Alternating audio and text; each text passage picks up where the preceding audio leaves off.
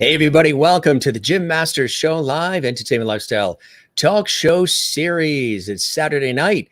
How's everybody doing? Hope you guys are doing well. Hope you had a good day today. And I can't believe the weekend is already here. 1 week ago, we were headed to the summit of Mount Washington in New Hampshire. I can't believe a week ago, we were in New Hampshire and it was 4th of July weekend.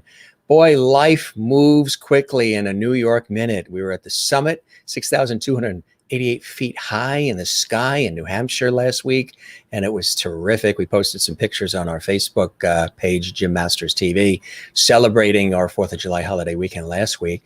And of course, we had a busy week of shows. Last night, we were not here because there was tropical storm that came through and sort of played haywire with power in the area and Wi-Fi and all kinds of crazy stuff that came up the East Coast.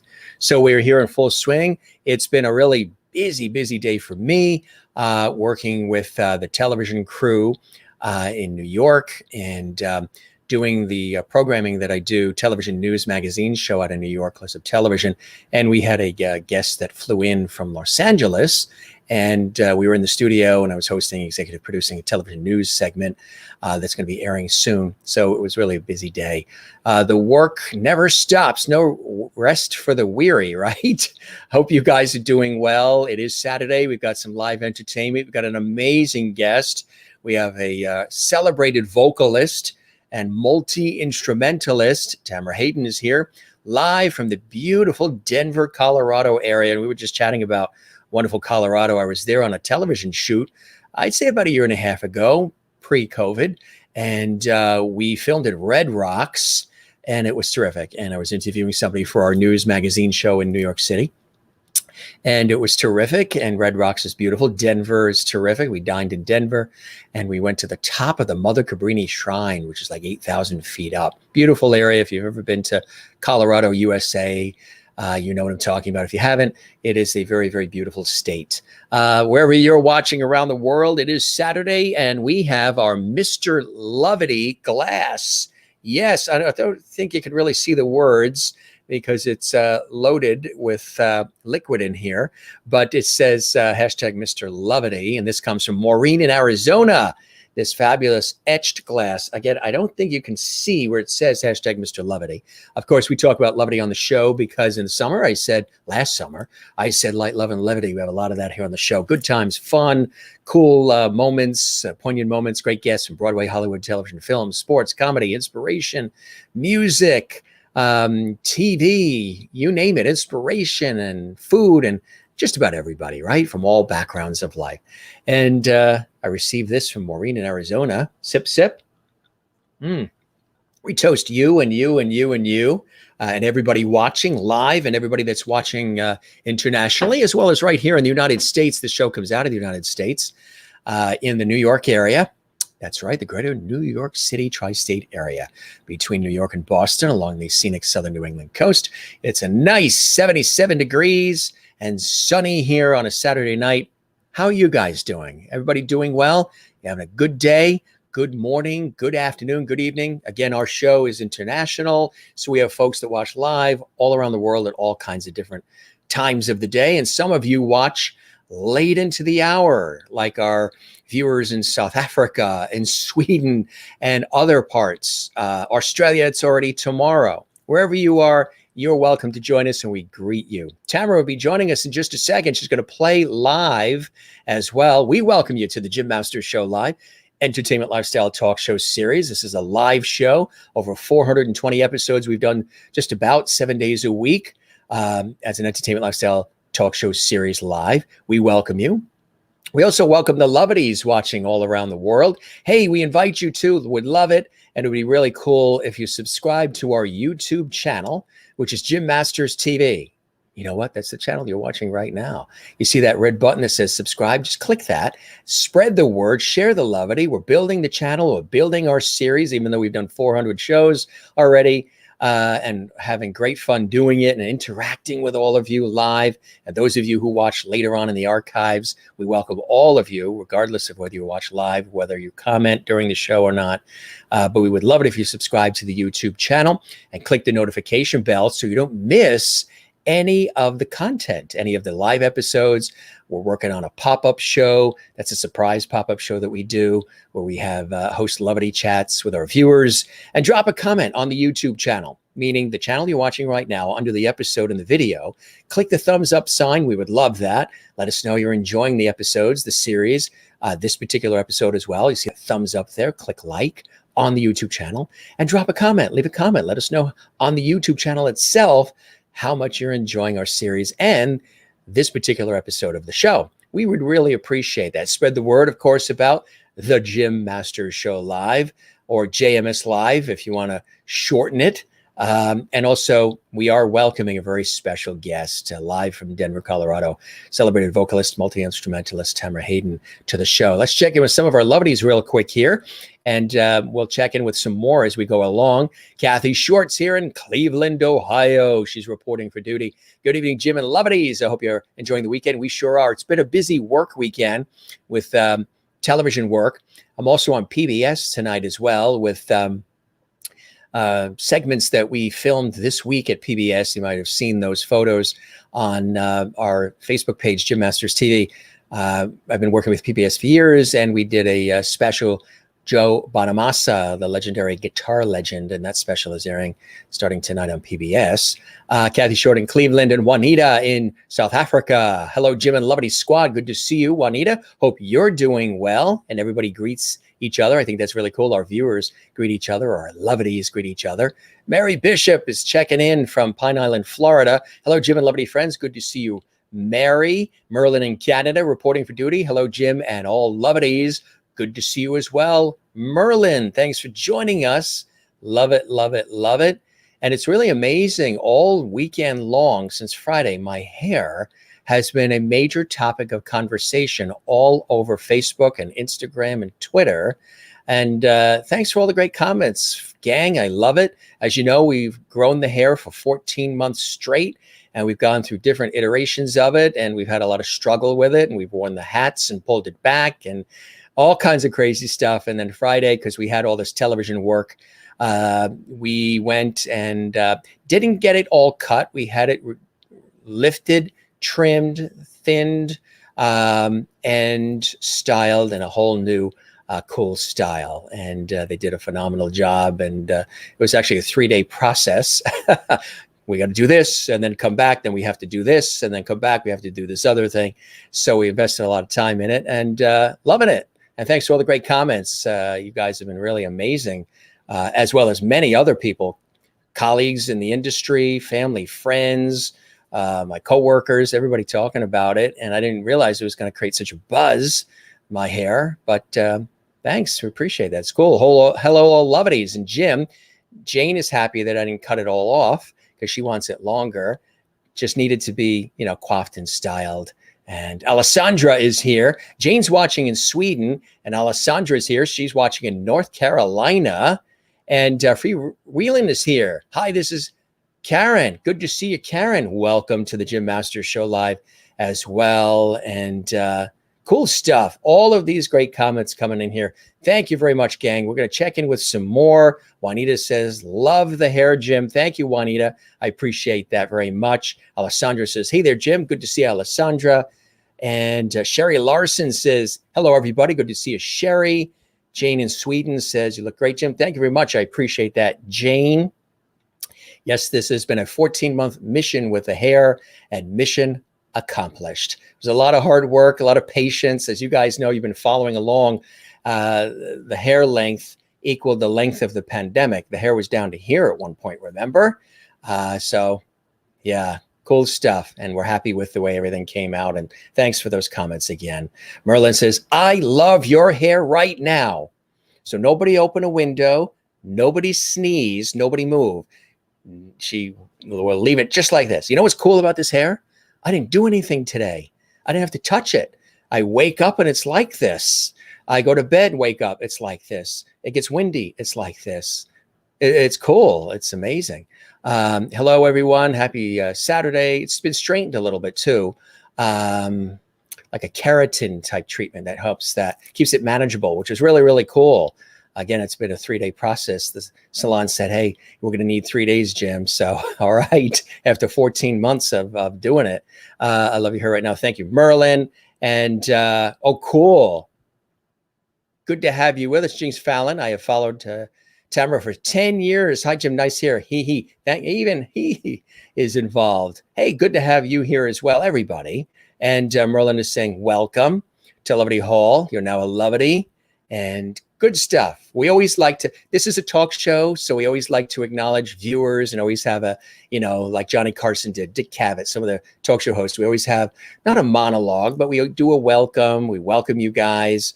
And we chat with everybody, and then we have the guests come in. We have a great conversation with the guest. Red Rocks, very beautiful. I agree. Christine Clifton is here. Hello, Jim and Levities. Welcome, Tamara, to the show tonight.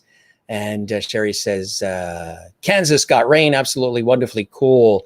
Yeah, I'm sure that it cooled off. And yes, Juanita Maureen is with John Lloyd Young, or at least at the concert. And we may get him back on the show. He was a great guest. But we've got an amazing guest live right now. She's epic. And we've got a lot of cool photos and a lot of good stuff we want to show you. But I love this photo here. We're talking about the extraordinary, celebrated vocalist and multi-instrumentalist. I mean, she's been Les Miserables and a lot of stage productions and shows and so much more, from Broadway to the blues. Critics have called Tamra Hayden an emotionally rich, psychologically detailed singer that can reheat coffee and out-sizzle Peggy Lee. Tamra Hayden performed on Broadway as Cosette in Les Miserables. Did you know that? Yes. And Texas in Cabaret, Studio 54 off Broadway. And Jacques Brel is alive and well and living in Paris and has toured throughout the United States as Christine in Phantom of the Opera. Yes. And as I mentioned, Cosette in Les Miserables. It Ain't Nothing But the Blues. And Hodel and Fiddler on the Roof, opposite Theodore Michel. And also a versatile singer, Tamara performed with organist Michael in St. Stephen's Cathedral in Vienna, also as part of the Broadway Pops concerts, also the Nashville Symphony, Charlotte Symphony, Tucson Symphony, New Jersey Symphony, Palm Beach Pops, and so much more. She's extraordinary. And guess what? She's live right now from beautiful Denver, Colorado. Welcome to the show, my friend. It's so great to have you here, Tamra.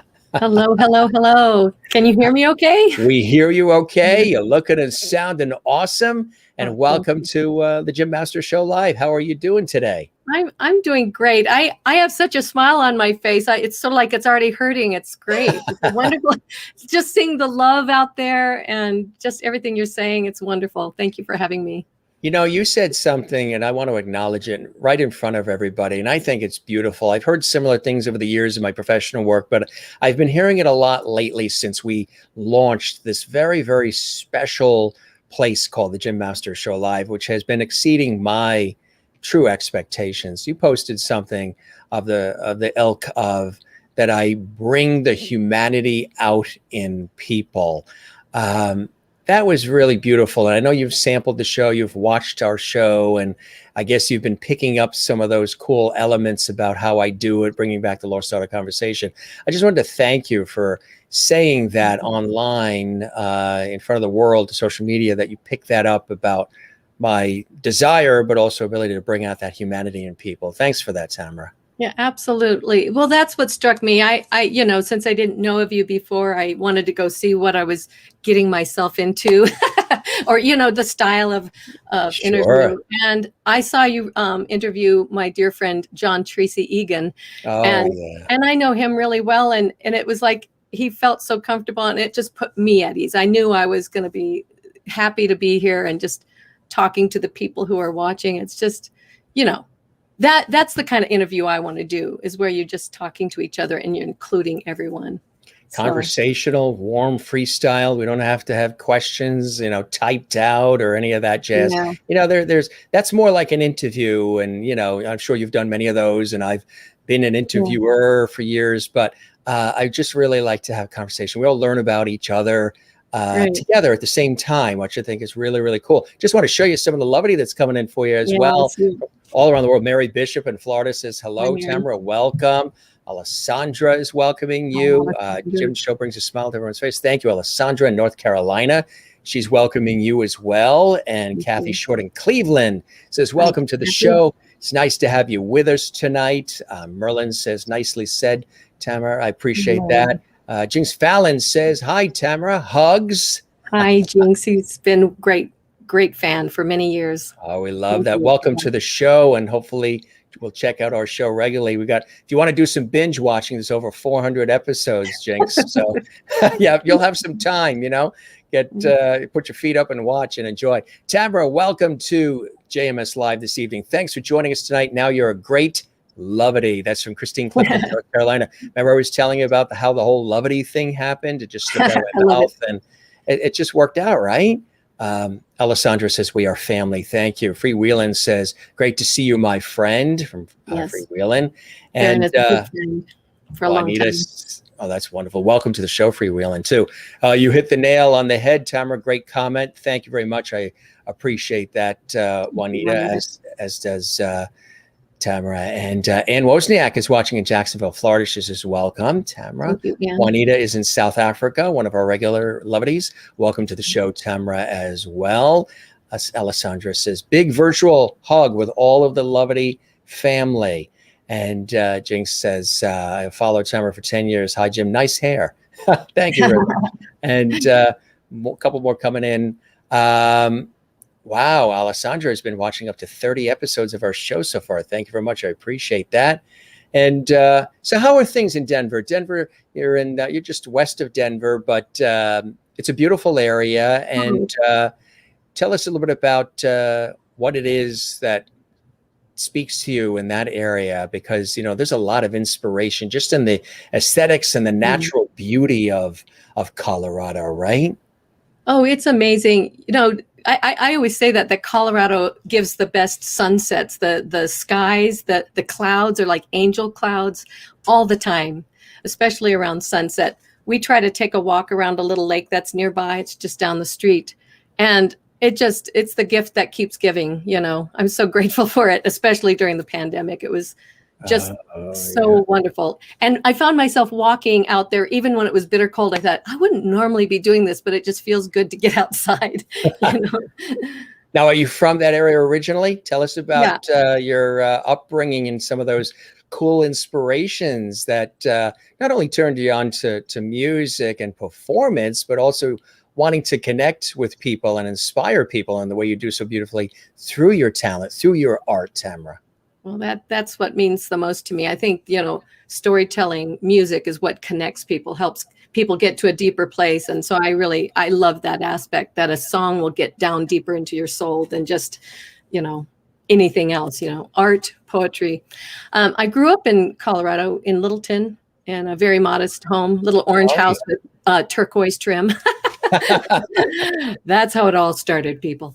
And my grandmother was a singer, and she would play for us all the time. She'd let us dress up in her clothes and her jewelry and sit and listen to her while she played the marimba and sang to us. And she'd play the piano. She played the piano like she was kneading bread. It was like da-dum, da-dum, da-dum, da-dum. Yeah. Really getting into it, huh? Yeah. And her mother was Bertie Chestnut, was a one-woman band. So I feel like my dad always said I came by it naturally. Yeah. That an accordion salesman came to my front door when I was 4 or 5 years old. Remember those days? And they put an accordion in my hands, and I started playing something, and they were like, "Wow!"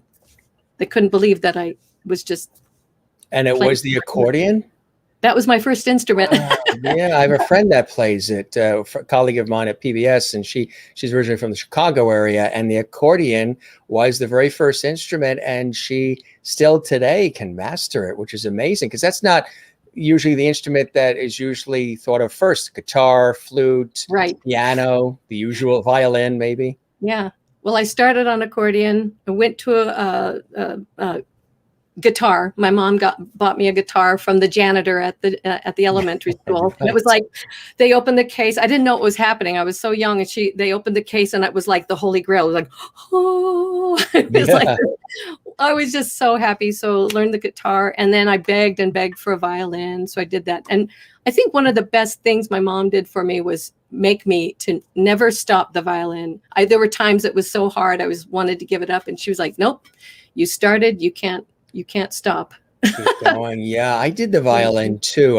It was around 7th grade, and then started from there. And, not Alessandra says hers first was violin too. Not exactly the easiest instrument to start with, but really requires a lot of tenacity and focus and patience and resilience to really master the violin or any of the string instruments, right? And a resilience for the family to put up with the sound. Yeah, I'm grateful to my family for putting up for putting it up, because see, they believed in you. They knew that in the end it was going to pay off big time, and good things were happening if we just put those earbuds in our ears and go la la la la la while we go through it. But that's cool. So would you say that you are an instrumentalist first, a musician first, and then singer? What came first for you, and what is in your heart first?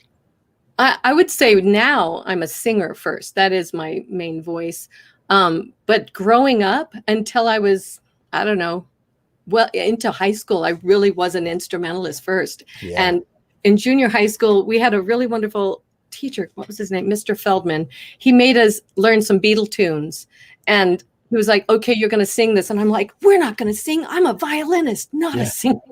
I was like nervous about it. I just didn't want to do it. But then, it was called the Wire Choir.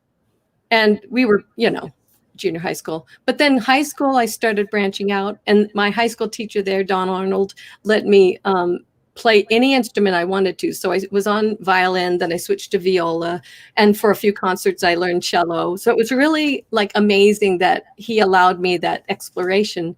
And then he helped me try for a scholarship for the University of Northern Colorado. So I got a scholarship for viola, which is funny because I really wanted a vocal scholarship. Yeah, right, exactly. So you got the V in there, it just was the viola instead. Yeah. So, as you're coming along, obviously you're getting more and more noticed by people. Your prowess, your talent is being noticed and admired. Tamara, what would you say would be, everybody has some of those pivotal key moments where doors were opening, where you were getting that recognition that really counted early on. Are there a couple of experiences, those big moments where, wow, if that didn't happen, what's happening today wouldn't be happening as well? Do you remember some of those? Well, yeah, I had been, a couple things. I did a contest in college, for, now I have to think, NATS, the National Association of Teachers of Singing. And the first time I auditioned, I got 3rd place, and they never expected me to place. They're like, wow, you placed. So the next year I went, my teacher said, well, why don't you do something that's going to, be for your recital. But, I did some Hugo Wolf, not Hugo Wolf. Is it Hugo Wolf? Anyway, it's a long time ago. Let me look that up. Very difficult pieces. And she said, they're not contest pieces, but it'll give you a good experience. And I got flack from some of the judges. They're like, you really should bring something showy. Well, I still placed. I'm top 5. So I thought, well, why did you place me then? You're right. And then the next year I said, well, I'll show you. I'll do something showy. So I did the Jewel aria from Faust. And I won. I won 1st place. But there was this other wonderful singer that went right before me. And I was like, she's a glorious. And I think she's had a full opera career. And I was like, no, she should have won, But, one of the main judges liked my French diction and, how I sang it. So I was like, okay, thank you very much, which helped. But, it's like I didn't go into opera. My dad said, please don't go into opera because I can't stay awake. And so I said, okay. It's like, so That's cool. That's amazing. You know, when somebody notices the talent early on, that could be a pivotal mentoring moment, right? It was amazing. You know, what was his name? It was Jean Berger was the judge, and he's a composer in his own right. I mean, a great composer. And he invited me to his studio to sight read some of his music, and I sat there and sight read across his shoulder, and that was one of the most wonderful moments. It was so hard. It's like 20th century music, and I sat there and sang it, and he just kind of stopped and went, "Wow," you know. Yeah. Those were the days when my eyesight was better. So you developed a love of theater as well, because you've had some extraordinary opportunities to be a part of extraordinary beloved productions. Tell us about how the theater world was introduced to you as well, and how you were able to blend that into your heart's desire and sort of master some of that along the way too, Tamara. Well, while I was in college, I was playing in the orchestra. I was doing the musicals. I was doing the operas. I don't think I ever sat down when I was in college, you know, and I just devoured it. I just loved it, you know. And the first time I got cast, it was Brigadoon. And my teacher pulled me aside. She knew I was very earthy, you know, tomboy. And she goes, "Okay, we're casting you as Fiona. So we need to make you believe you're the pretty girl." I just like, got to do your nails. And I was like, "Oh, okay." But then after I graduated, some of the first, there's a theater that's now gone, sadly. Country Dinner Playhouse was doing some auditions, and I got cast in the area, but that was the big one. Bill McHale cast me in Sound of Music, but because he was going to play the captain and he was so much older, he said, "I'm not going to cast you as Maria. I'm sorry, but you'll understudy it." Well, we had a week of rehearsals. He got into a car accident, actually had to be out of the show because he was in traction. He had a car accident. So his understudy went on. And we did a show on Wednesday night. Thursday night, we were snowed out. So I stayed the night at my sister's. Friday night, I got a call at 3 p.m, said, "Anna's sick, you're on." And I was like, "What?" I hadn't even had a rehearsal. Yeah. I hadn't had a rehearsal, but because I was at my sister's, I said, "Will you run lines with me?" So we ran the lines. I knew I had it. And he called me from the hospital and said, "Just do the best you can. Just carry your book." I was like, "No, I know it." And that was huge. I mean, I got to do Sound of Music in the round the way I want to do it. It was like a nightmare. It was wonderful. You know, I can't tell you how many people have told me of things like that happening, where somebody else was taken ill or couldn't get there in time, or things happen, or they were called away. Maybe they had a bigger project come along, whatever. And they were asked to, you, in this case, being asked to step in, show up, and knock it out of the park. And what an opportunity. Were you scared a little bit? Were you nervous? Or did you say, "Hey, I'll take care of this. I'm going to work hard"?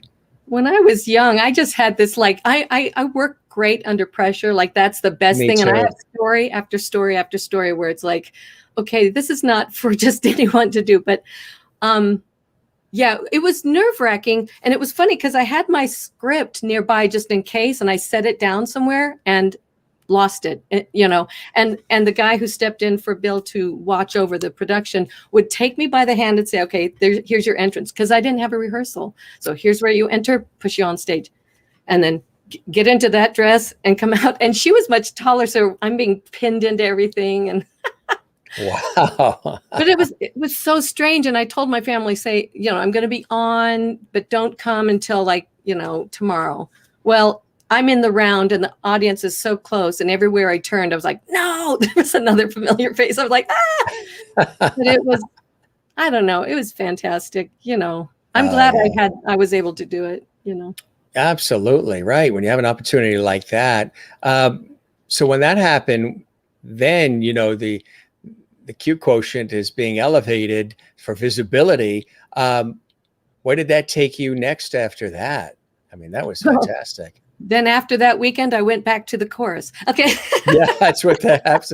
I'm going to say I went back to the supermarket and I was on register number 3. Life. Well, you know, I feel very fortunate. I haven't had to do a lot of odd jobs on the side, which I feel very fortunate. Yeah.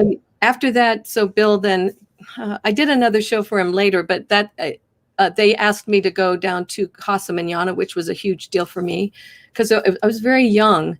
But he was like, you're going to have to get yourself down there. So I flew down. Oh, this is funny because I'm like all these memories popping back. Yeah, it's cool. You know, we're at Mile High, you know, here in Denver. Yes. I was in Mile Denver. High City. Yeah. Fly down to Fort Worth, Texas, same day as audition, rented a car, got to the place.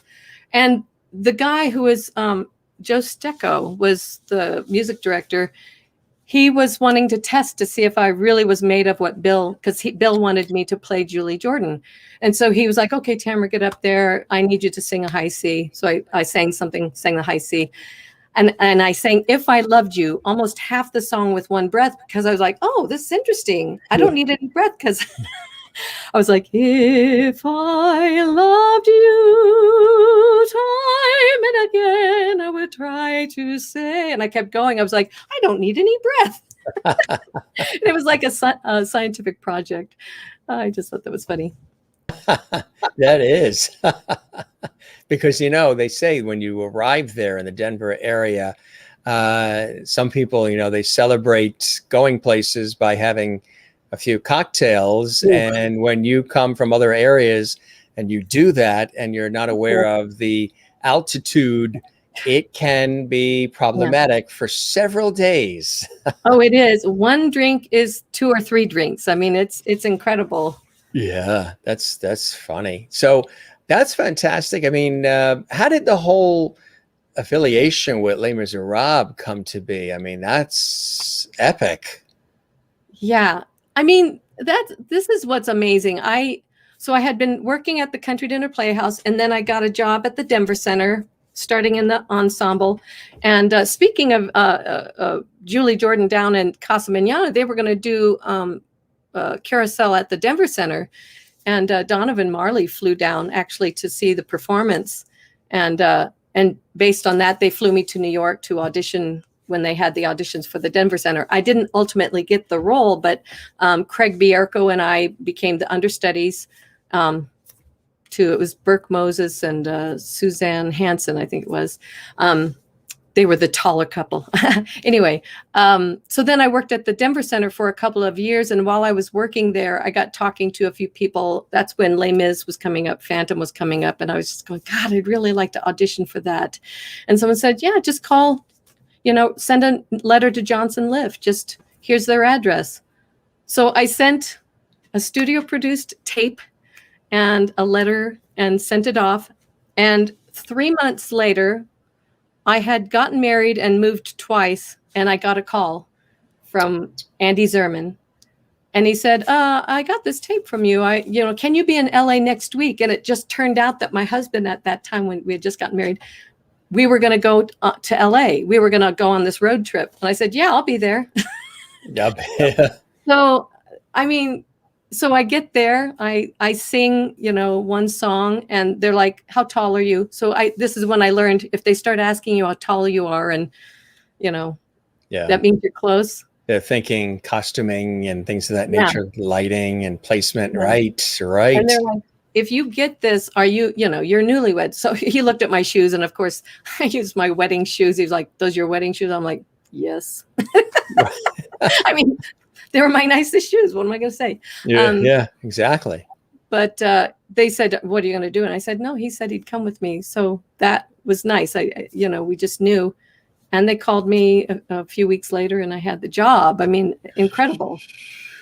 Huge break for me. Yeah, absolutely. I mean, you've done a lot of different things. I just want to show a couple of cool things along the way. Look at that shot.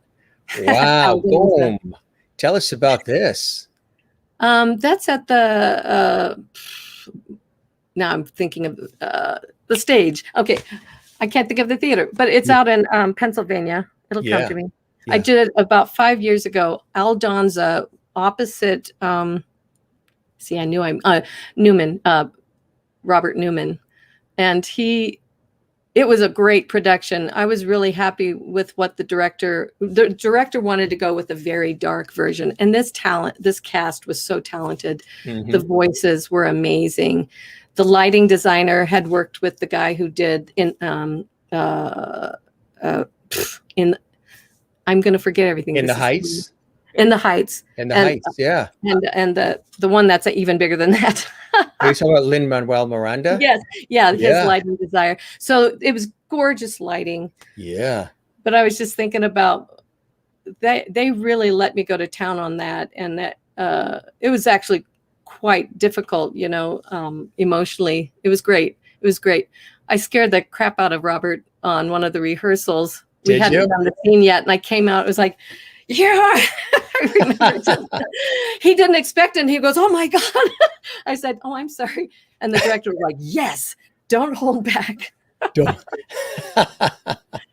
That's, I was talking about some of the early inspirations, and family really is, I know family is very important to you, and friendship as well. And that's really where it all starts. And we pay homage to family and the importance of that in your life. And we have evidence of that. My mom, isn't that in my little... That's beautiful. Yes. Styling. Yes. Oh, isn't that wonderful? Boy, do you recall how old you are in this picture with your mom? I'm about one. I'm fourth of five. Look how great she looks. I'm the fourth of five. What's mom's name? Vodine. Oh, what a cool name, Vodine. Vodine, yeah. Wow. Evelyn Vodine. Did she perform as well, or?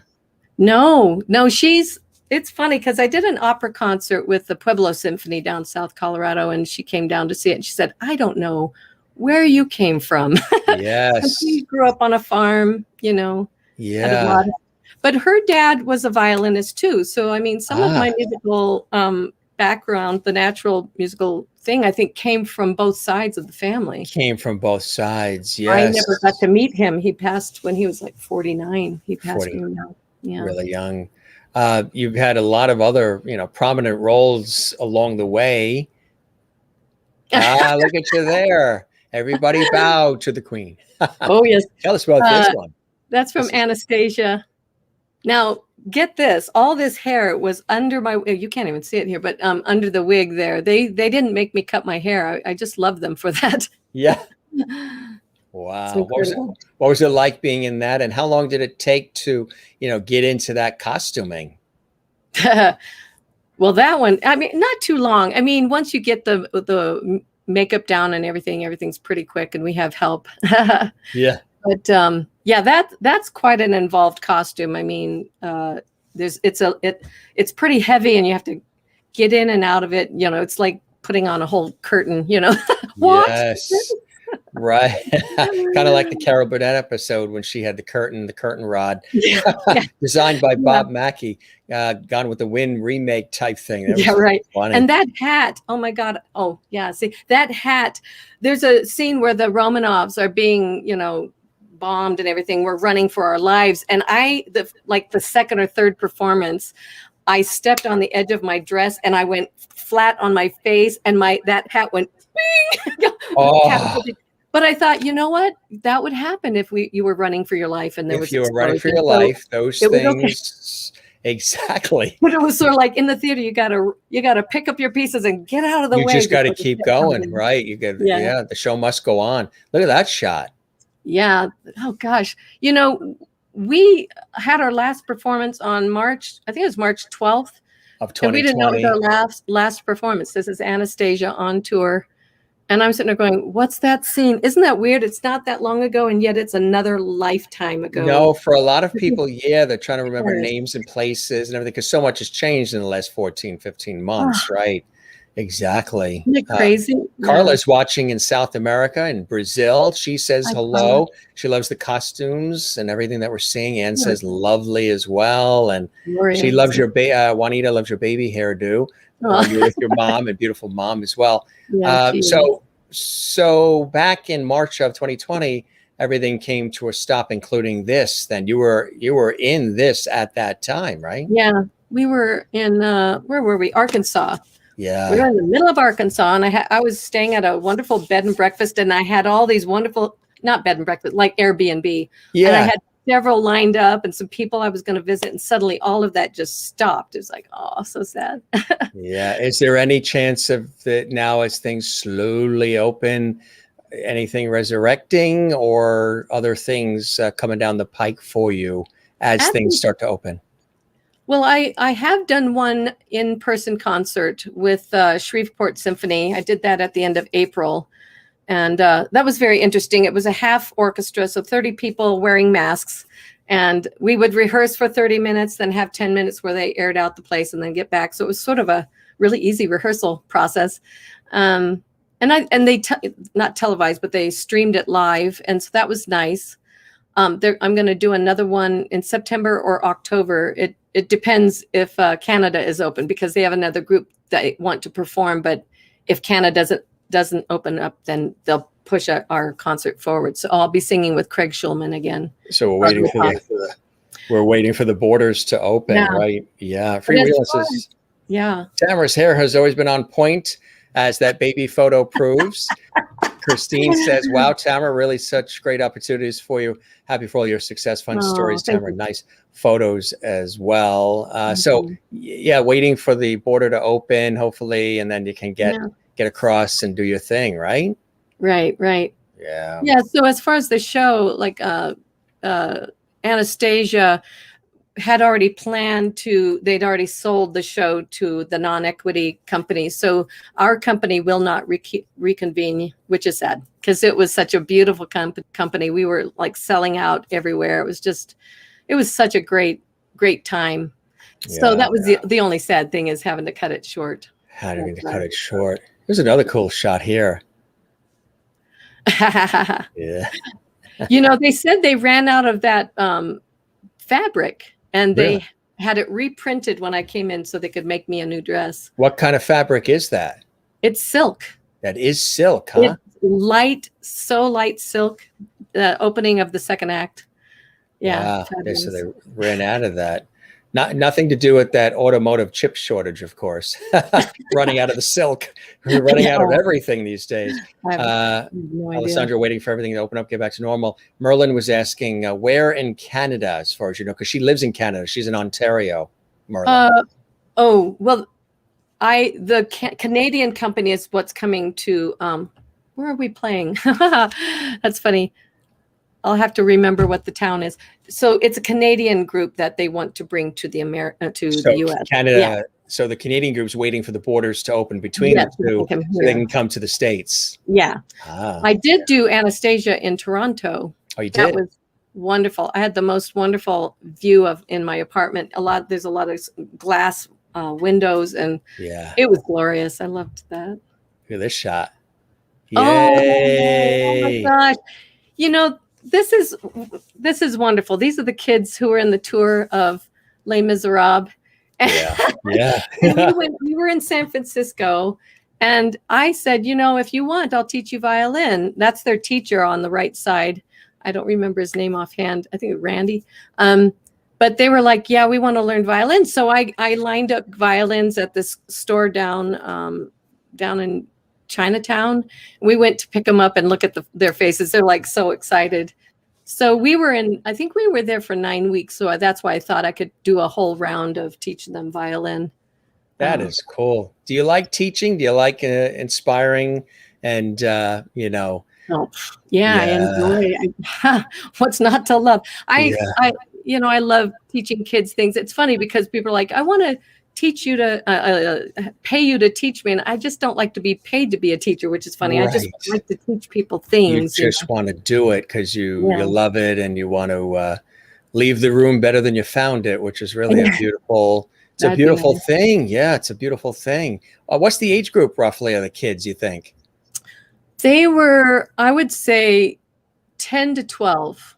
They're cool. Usually around 10 to 12, and they have to stay a certain height, otherwise they can't stay in the show because they have to They gotta they be measure kids. them regularly. Right. It's pretty funny. You You're you're 6'1", you grew out of the role. That happens all the time, right? Yeah. Yeah, whenever they wanted the kids to, behave, they'd say, well, we're going to measure you today. And they'd be like, okay. Yeah. Look at that shot. Oh, such good times. That's the Broadway baseball or softball league. Oh, gosh. Isn't that cool? I played on the Les Mis team. We had a good team. I think we won that year. Did you? And, yeah, I liked to play short field, not infield. Yeah. And then I was on the Cabaret team, and they were intense. Like, we had a couple players that were doormen that were like semi-pro, and they were intense. And so they wanted the women to be catchers or pitchers. And I'm like, well, I am not a good aim, so I cannot be a pitcher. Don't even think about it. I was like, please put me in short field. I got a great glove. So they put me as a catcher, and I was like, I'm the only person from the show in this team. I don't want to get hurt. And also in Cabaret, there's a lot of squats, a lot of things that really hurt the legs. So and I was worried about getting hit in the face. So one day, some guy came zooming into, get a home run. And the second baseman threw me a ball, and I was like, wham, I got him out, and he slid in. But the ump was like, he's out. And that guy was so mad. And then they did it again. Someone else came running in, and he threw me the pitch, and I was like, wham, and I got him out, and it was so fun. Wow, so, you got a fierce throw. So they put me on second base after that, which was nerve-wracking, but it's like I got out of being the catcher. The catcher, yeah. They would always put me in school when I was playing baseball, Little League, all the way up. Right field, or at least in the field, but especially right, because I'm a lefty. So right field is perfect for lefties because of my arm. Even when I just throw a frisbee or toss a football or just toss anything, I have this. Amazing. If I haven't done it in like a couple of months, and like summer's coming, and now we're going outside, we're tossing a ball around or something. I have this like arc from the years of right field where I throw it and it goes up and like trying to reach, home plate or whatever. So it has this arc, and I'll always tell everybody, don't worry. It always starts high, and the more I throw it, it'll start coming down, and it'll be right at you. But first, you're going to get a couple of, pop flies coming your way. Nice. But cool. But you enjoyed that, right? And the camaraderie of all the other performers and. I loved it. I didn't even know that was one of the perks of being in a Broadway show, is you get to be on the Broadway show league. And it's funny because it's Central Park. So they've got like 6 fields like right next to each other. So they intersect with each other. So you have to be like ball, because we're all trying to get hit by each other's. You don't want to get right. Yeah. It's funny because, right, exactly. Is there a lot of insurance, or is everybody highly insured so there's no injuries? No, I didn't know about that. No, not that I know of, but I did learn early on it wasn't worth it to slide into home in Central Park. You know what I mean? There's like really rough rocks, and it's not, and you don't know what's been in that dirt. It's like, I'm not going to slide into home. Not going to do it. But you slid into this. Well, look at this. That's with the Shreveport Symphony. Yeah. That was at the rehearsal. Craig took that picture. I was like, oh, thanks. Yeah. So it was a great shot that he took. I love this too. This very reflective. I know this is recent. I just love the poignant moment, and the way the sky looks, and your expression. What were you thinking here? What was going through your mind a little bit here with this shot? Well, I just am in love, like I said, with the clouds of Colorado. They really are beautiful. And I've been doing a lot of writing, and I'm releasing music now. And it's just, I'm trying to share my heart. But, there's this element of, imposter syndrome. Is who the heck wants to hear that? Or, there's, so it's sort of like going, no, stay the course. It doesn't matter. Even if I hit one person that gets it, who gets, you know, feels it from me, then it's absolutely important, you know, then you have to do it. And I think that's anybody needs to do that. Yeah. Not just me. It's like your voice needs to be heard. I just saw Jan Tuttle go across. Did you see that? God. Yeah, look what Yeah. Jan said. Big fan. Oh, this is Christine in Clifton in North Carolina. And she says some Broadways start in 2 months. How wonderful that'll be. Great conversation. Thank you, Christine. Jan Tuttle, big fan of you, Tamara, since our high school and UNC days. You're so incredibly talented. Yeah, we knew each other. Kind. Wow. Sang Jan, welcome to the show. It's nice to have you with us, and I hope you'll join us. We're here every night live with amazing guests from all over the world and from all different backgrounds, Broadway, Hollywood, television, film, music. You got it. Amazing. It's amazing. That's a lot. 420 episodes, and there's only 365 days in a year. We did 420 plus episodes in a year's time, which is. I hope everyone realizes. And I have a day job in television and radio. It's a full time. That's huge. I mean, it's one show takes so much work. So congratulations. I mean, it really, really does. I know we just flip the switch and we come on, but all the preparation and all the work and the emailing and getting it all together and the production, and because I host and produce it, so it's it gets a little interesting to say the least. But love, like love every second of it. Well, if you're doing what you love, sorry. That's the key. No, that's right. Yeah. If you're doing what you love, it's not even work, right? Yeah. I mean, I'm making music and I get in my happy place and I'm like, oh, how did 6 hours just go by? That's I exactly can right. literally rehearse for 6 hours. I'm like, I just love playing. I love singing. And then I'll be like, oh, I forgot to eat. I forgot to sleep. Oh, I must love it. Tell me about it. Right. I didn't eat until about an hour ago today because I was so busy with the professional work in the studio, TV. And then this show, I was like, let's see. We got a half hour. I think maybe we should eat. We're getting a little lightheaded. That's a good sign. Let's get something in there, I have to set alarms to make sure I don't forget. It's like, okay, self-care. Get in there and eat, and plenty of sleep. Sleep really is important, and hydrate. Both what we both do where we use our voices as instruments. Yeah, let's toast. Toast, toast, toast. Cheers. Cheers. Self-care, people. Yeah. We have to make sure we're hydrated, right? Yeah, especially in Colorado. And I find that if I'm not singing all the time, like when I'm in a show, I'm like, I have a bottle of water all the time, filled up to the gills. And when I'm not singing all the time, I kind of forget. It's like, no, even if you're not singing, you need to stay hydrated. Yeah. Linda Odell, one of our fabulous lovelies. Good to see you, Linda. When I was a kid, I lived in Denver, Colorado. Beautiful place to live. And hey, Linda, we're working on that Lovity cruise. So stay tuned for that. We're putting a Lovity cruise together. Everybody's all excited about that. Paul Holt says, hey, Tamara, haven't known you long, but think you're fab. You're fab. He's a wonderful writer. I have to tell you, wonderful singer. Thank you for watching, Paul. Thank you. Hey, Paul, you're welcome to join us as my guest. Pop on. He should come on the show, right? Come on the show. It's easy breezy. Yeah, it's easy breezy. Cool stuff. I have another. Now, you talk about, love and support. There's nothing like having love and support of family. And that's what keeps you going and why you do some of what you do as well. Case in point. Oh, and congratulations too, many years of wedded bliss. 25 years. And that was just last. That was like one of our first times out of the house during being able to go out. Right. And nerve-wracking. I was like, is this worth it to die if we, and it was like, yes, absolutely. It was really worth it. And it was so lovely. But yeah. Trippy Tenno says, Karen and I watching from Tennessee. We love it. They have a wonderful family band. Do Their they? whole family plays, yes. Oh, come on, Trippy. The Tennos. You're welcome to join us here on the Jim Masters Show live. We've had family bands on the show too, and Alessandra. Yeah, Trippy. Talk to our wonderful guests, and she will set you up. She'll connect you with us here on the show. Alessandra says, congrats for 25 years. Thank you. Yeah, it's amazing. It goes by fast, right? Here's another cool shot. Oh, gosh. There you are.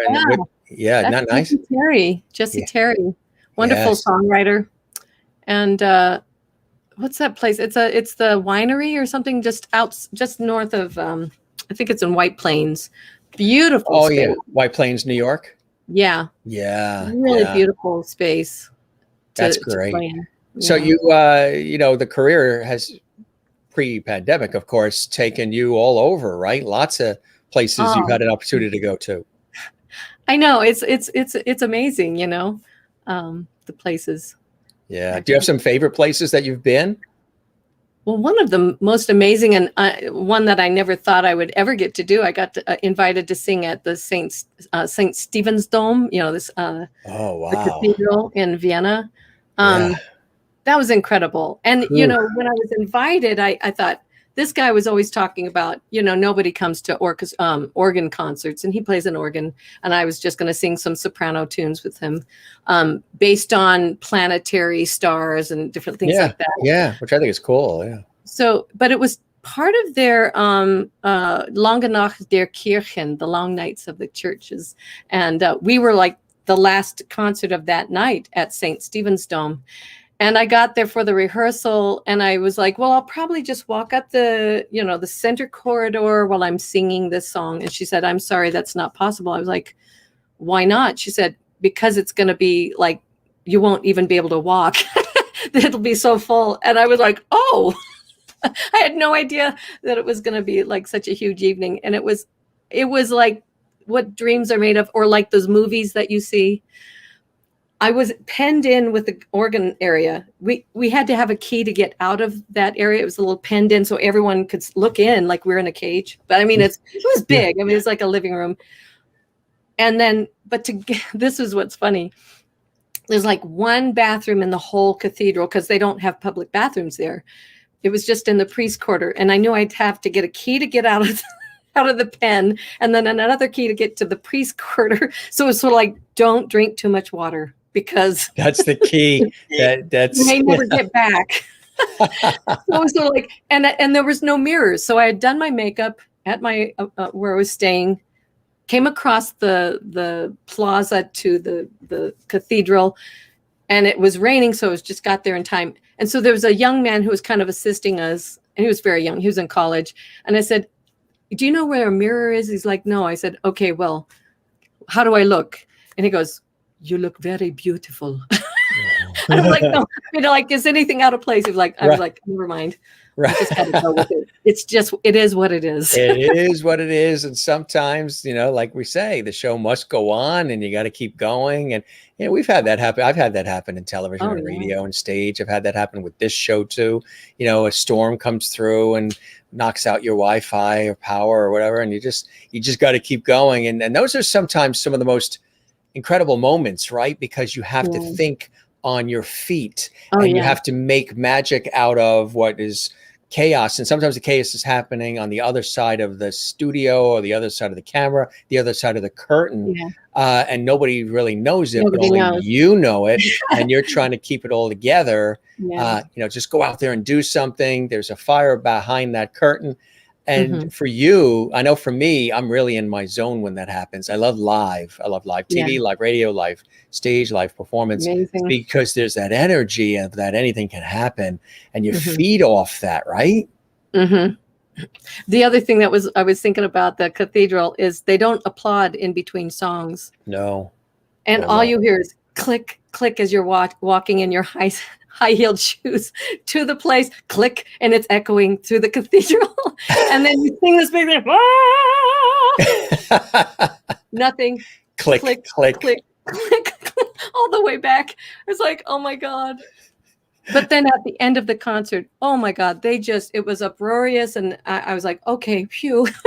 Have you figured out where those clicks are going to and from? Yeah, it's just up into the spires. They're going up into the spires. No, it's just my high heel shoes on the hard floors. Oh my God, it was just hilarious. That is funny. Things that go through your head, like what is happening? Look at this shot here. Wow, Phantom. That was now see, that's an interesting Isn't place. it? We did a benefit for the orchestra, one of the orchestras. Gosh, I can never think of places. Isn't that funny? The theater I forgot before was the Bristol Theater. Okay. Oh, the Bristol Theater. Yeah, sure. But this is up to the right was my entrance, was my dressing room, and up to the left was Craig's. So I had to make an entrance downstairs in high heel shoes and a long gown. So funny. I'm like, you guys are putting too much. This is like, yeah, that is funny. This is a really cool, beautiful shot. Oh, that's great. Where were you there? I believe that was with the Charlotte Symphony Christmas. I think that was the Charlotte Symphony. I love that dress. It was made for me by a dear friend of mine, Tom Schmitz, a wonderful designer. And I actually wore that at my last concert. It was a Christmas concert where they were like, you can't see behind me, but there's like about 120 people on stage. Wow. Like an 85-piece orchestra, and then like 2 or 3 choirs. And it was they do a glorious Christmas concert if you're ever in town. That is so cool. Yeah, that's really, really cool. I love this too. Aw. Yeah. I know that's near and dear to your heart. Special. Tell us about this. Well, it's I had done a couple of albums, and it was funny because when I did my first album, my first album was a Christmas not album, Christmas CD. That is, I just sold a limited amount of. And then the next one I did was, oh, hi, Randy. I see Randy said hi. Randy and Freewheelin' thinks the staircase photo might have been Bowling Green, Kentucky. Yes. Thank you. Yeah. Thank you. Yeah. Karen was there. Score for Freewheelin'. He gets 2 points. Yeah, 2 points she's for amazing. Freewheelin'. Yeah. Yeah, thank you very much for that. What was I talking about? This album here, and did you say Freewheelin' is a she? So we say she then, right? She, it's Karen, yeah. Oh, Karen, great. Hi, Karen. So Karen, you get 2 points for the Bowling Green, Kentucky comment. Yeah, she's a travel writer. That's why. Oh, is she really? And I didn't realize that. Yeah. Hey, I'd love to. Hey, come on the show. Yeah, we'll talk about your travels. Yeah. Gwinnett, aloha, Tamara. Wonderful to see you and hear your stories. Nice. Yeah. So you were talking about this, yeah. Yeah. So Love Is, I had done a couple of albums, and it's funny because none of them really geared themselves to doing concerts with orchestras. It was all like singer-songwriter. And so I thought, I really should do an album that would be better for, selling or for the concert folks. And so I put that together. And one of my favorite songs growing up was, now, isn't that funny? Love Is, what's the first thing on there? That's hilarious. I can't even think of my own songs. But Beautiful. Thank you very much. But Beautiful. And so that starts the album, and it's kind of the cornerstone of the album. And it's just each song is kind of what different aspects of love, how it grows. And so that's what that was. And I put together a show and did it at Studio 54. Oh, yeah. That's a great play. Yeah. And and you've done 54 Below in the Metropolitan Room too in New York too, right? Actually, I just did 54 Below, I think. 54, and then the one up on 72nd, whatever that's called. Oh, yeah, the 54 Below at 54 Below Feinstein's. Yes. Yeah. That's a cool place. That's a great venue. And I believe that they're open now. They started to do some shows again there at 54 Below. Yeah, I hope things get going. That'd be great. Peter Bosman is someone I met. He's from the Netherlands, and he wrote this song, The Great Unknown. And I wrote a song called You Are that he liked so much that he wanted to do a cover up of. And I said, great, go for it. And it goes, no, but I want you to sing it. And I said, well, then it's not a cover. That is not a cover, is right. But he and his partner did a video of it. And they came to New York for one day. We recorded those in my living room. And then they did a video. They're amazing. That's cool. When you get a chance to work and collaborate with other artists, it's amazing too, isn't it? Oh, it's great, to bounce off of other people. This is August Moons is my duo with Funky Frederick Reed. Somewhere in Greene County is a song he wrote. And I often play the violin at the same time as singing. I do a ghostly while I'm playing the violin.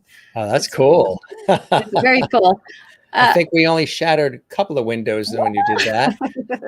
That is awesome. That's cool. Yeah. So you're loving it all. I mean, you've got your hands in so many different aspects of it, and it's so obvious that you put your heart and soul into it all, Tamra, and you've had an opportunity and continue to have an opportunity to work with so many others, in the industry who love what they do too, and you collaborate and create, and those are some of the phenomenal moments because you really gel, and with the songwriting too. That is really something near and dear to your heart as well, as much as the, being the musician, the talented multi-instrumentalist, being the vocalist, also writing the material. Tell us about that, how that got started and your love for that as well. Well, I found that when I would write when I was younger, I would just suddenly a song would like drop on me, type thing. And I would get most of it. I was kind of a purist, like, oh, that's the song. That's how it came to me. That's it. But I've come to know that, the rewrite is the real write. You write the song and then you tweak it and you craft it. And I've learned a lot this past year. When we closed the show with Anastasia, I was thinking, oh, great. Now I can really focus on writing because I'd been really wanting to just sit down and write. But I was feeling like really cut off from it because I thought, oh, everything's been said. Everything's been done. There's, you just go through these things like it's all been done. What more can I say? Yeah. But then I joined this group called the Songwriting Academy, and it's out of the UK. And I started co-writing with a bunch of different people, and I've got over 50 songs started now. There's about 12 of them that I'm getting ready to record and put out there now. So that's why I stayed off the streets during the pandemic.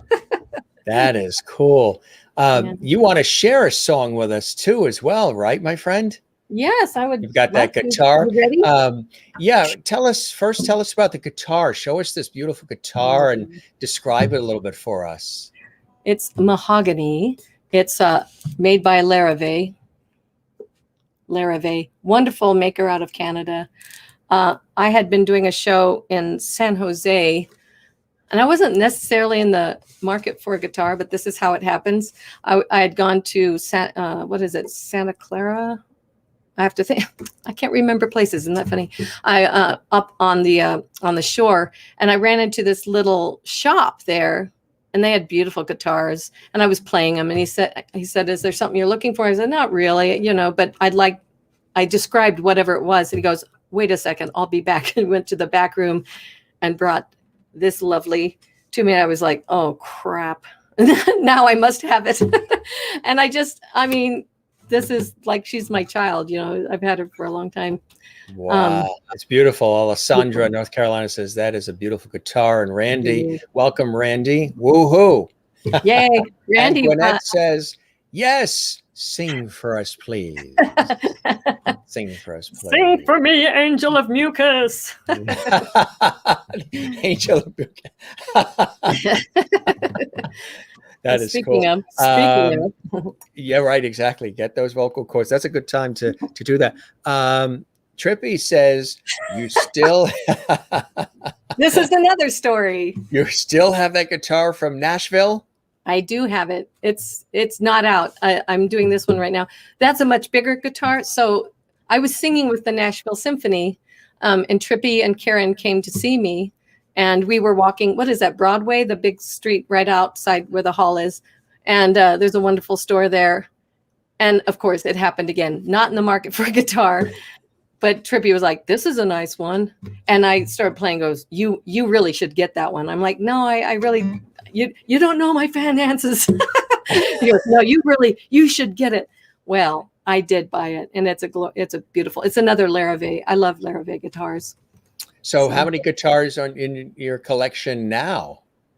I actually don't know, but you actually have to count them, right?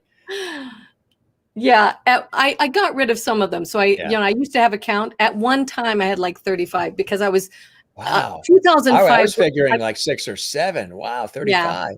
I have a couple of accordions. I have a couple of violas. I have a 5-string viola, so it has the 6th string or the E string on it. Yeah. I have basically, three major, the guitars I use to perform with. And then I have a bunch of electric guitars that are, I don't really perform with, but they're fun for me. Yeah. Like I got them on eBay. So do you have a preference, acoustic over electric? Do you prefer the acoustic? Acoustic. Yeah. I really do. I really love wooden instruments. I just like hearing that. But with that said, I'm trying to get myself to be okay with playing with an electric guitar because I think it's a cool sound. So I just think it comes down to taking some time to practice how that is. Because I feel like I almost wanted to say more vulnerable, but it's not. It's just that it makes more noise. So you want to make sure you're really. Yeah, right. Exactly. And there's an authenticity and rawness to that, the acoustic, right? Just, there's an intimate flavor, texture to it as well, Oh, yeah. Yeah. Yeah, I just love it. When I got my guitar, when the Holy Grail was opened and I took that guitar home, I slept with my guitar. I loved it that much. Did you? Oh gosh, yeah. Yeah, I would lay down and play and I'd fall asleep and I'd be like, just constantly. It's just hugging it and nobody touch it, right? Yeah. She's mine. Yeah, I just love it. So what would you like to play for us now, my friend? And you can see the affection for it, the way you're gripping it and yeah, it's like. I mean, she's a beauty. I mean, the thing that's nice about her is it's very thin, so it's not hard on my arm. The other one's a lot bigger, and so it takes a lot more energy for me to play it. But yeah, they're both great. That one has a bigger sound. This one's just really sweet. It's sweet. So you have something that you've selected for us? Yeah, I thought I'd play my new song, Longest Road. I wrote the words. Oh, thank you. Yeah, it's going to be released next week, July 16th. It'll be live to the wilds of the internets. And Spotify, iTunes, Amazon, all the places. Yeah. Cool. Yeah. I started it started in a journal post. I was just writing in my journal while I was on the subway home from LGA, LaGuardia. I was LaGuardia, yeah. Yeah, I had been on tour with Anastasia for a time, and I just was missing, I don't know, I hadn't even been on the road that long, but I was just missing my nieces in particular. And I started just writing about how special they are and like the promise they have. And I thought the song was going to go that way. And instead I turned it around on myself a little bit and was like, you have ancient stars in your eyes as if you've always known me. It's like when you look into a child's face and it feels like they've known you forever. It feels like you get lost in the pool of their beautiful eyes. Right. Oh gosh, it's so that's where this song comes from. You, Merlin in Ontario, Canada, she asks, have you named your guitars? Sometimes people name their cars and their instruments. It's funny. I've named almost all my guitars except for my Laravays. For whatever reason, I have not named her. And I find that interesting, Just Laravay sounds good, doesn't it? Yeah. Yes, Laravay. That sounds perfect. Sweet mahogany. I don't know. Here's our special guest, Tamra Hayden, with her newest release right here on the show. Hey, before we do that, we have Barry. Oh, Barry. Is that like wonderful artist? Is that like Bad to the Bone? I mean, remember that song? Hey, Tam. After you sing, maybe you can tell the story of auditioning for Broadway shows as an actor and singer and player of 5 or more instruments. Cool. I love that. Can I wait till after I sing? Randy says, "Love, you are lucky." And lucky. Those are 2 of my songs. Yeah. You are perfect and lucky. Perfect. Thank you, Randy. Thank you, Randy. Yeah. All right. Take it away, my friend.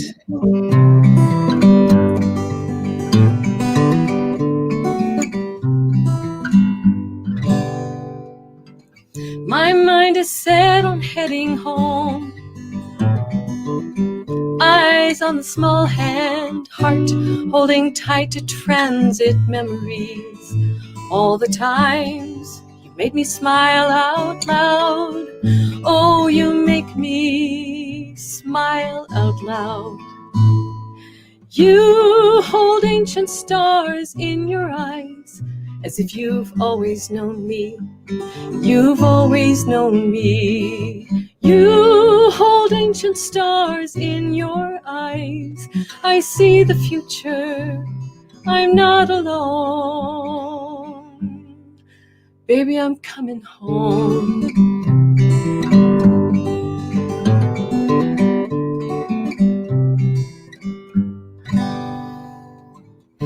Then my tears begin to flow. Eyes train backwards, heart counting years of pains behind me. All the things I couldn't say out loud, all the things I needed to say out loud. But you hold ancient stars in your eyes, as if you've always known me. You've always known me. You hold ancient stars in your eyes. I see the future. I'm not alone. I've taken the longest road, taken the longest road to find my way. But you hold ancient stars in your eyes, as if you've always known me. You've always known me. You hold ancient stars in your eyes. I see the future. I'm not alone. Baby, I'm coming home. I'm coming home.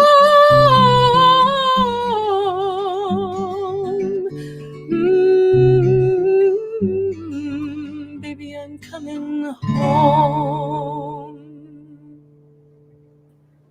Really nice. Oh, thank you. Really nice. That's a beautiful, beautiful song. Thank you. Tell us a little more about the inspiration and what the inspiration was for writing that particular song. And you've earned that drink, so drink up. Yeah. It's on the house. Refill. Sir, I know. refill. I actually have two. I just finished my. You've got the backup. This is backup. Yeah, this is plain water. The other one's coconut water, which I feel like is nice and hydrating. So that it really is. Just some of the live action, since we are a live entertainment lifestyle talk show series. Beautiful, and clap from Gwinnett. Hey, Gwinnett, good to have you with us. We hope everybody that's joining us for the first time, we're here every day. Hope you'll join us regularly on the Jim Masters Show Live here on our YouTube channel at Jim Masters TV. And we hope you subscribe to the channel, Jim Masters TV, and click the notification bell so you don't miss any of our content. That would be so cool, gang. Crystal Nolan in Connecticut says, very beautiful with hearts and claps. Thank you. Barry. That's right. There's no earthquake happening right now. I'm saying Barry. He's another one you need on your show. He's a wonderful artist. Yes. All these folks are welcome to join us here on JMS Live.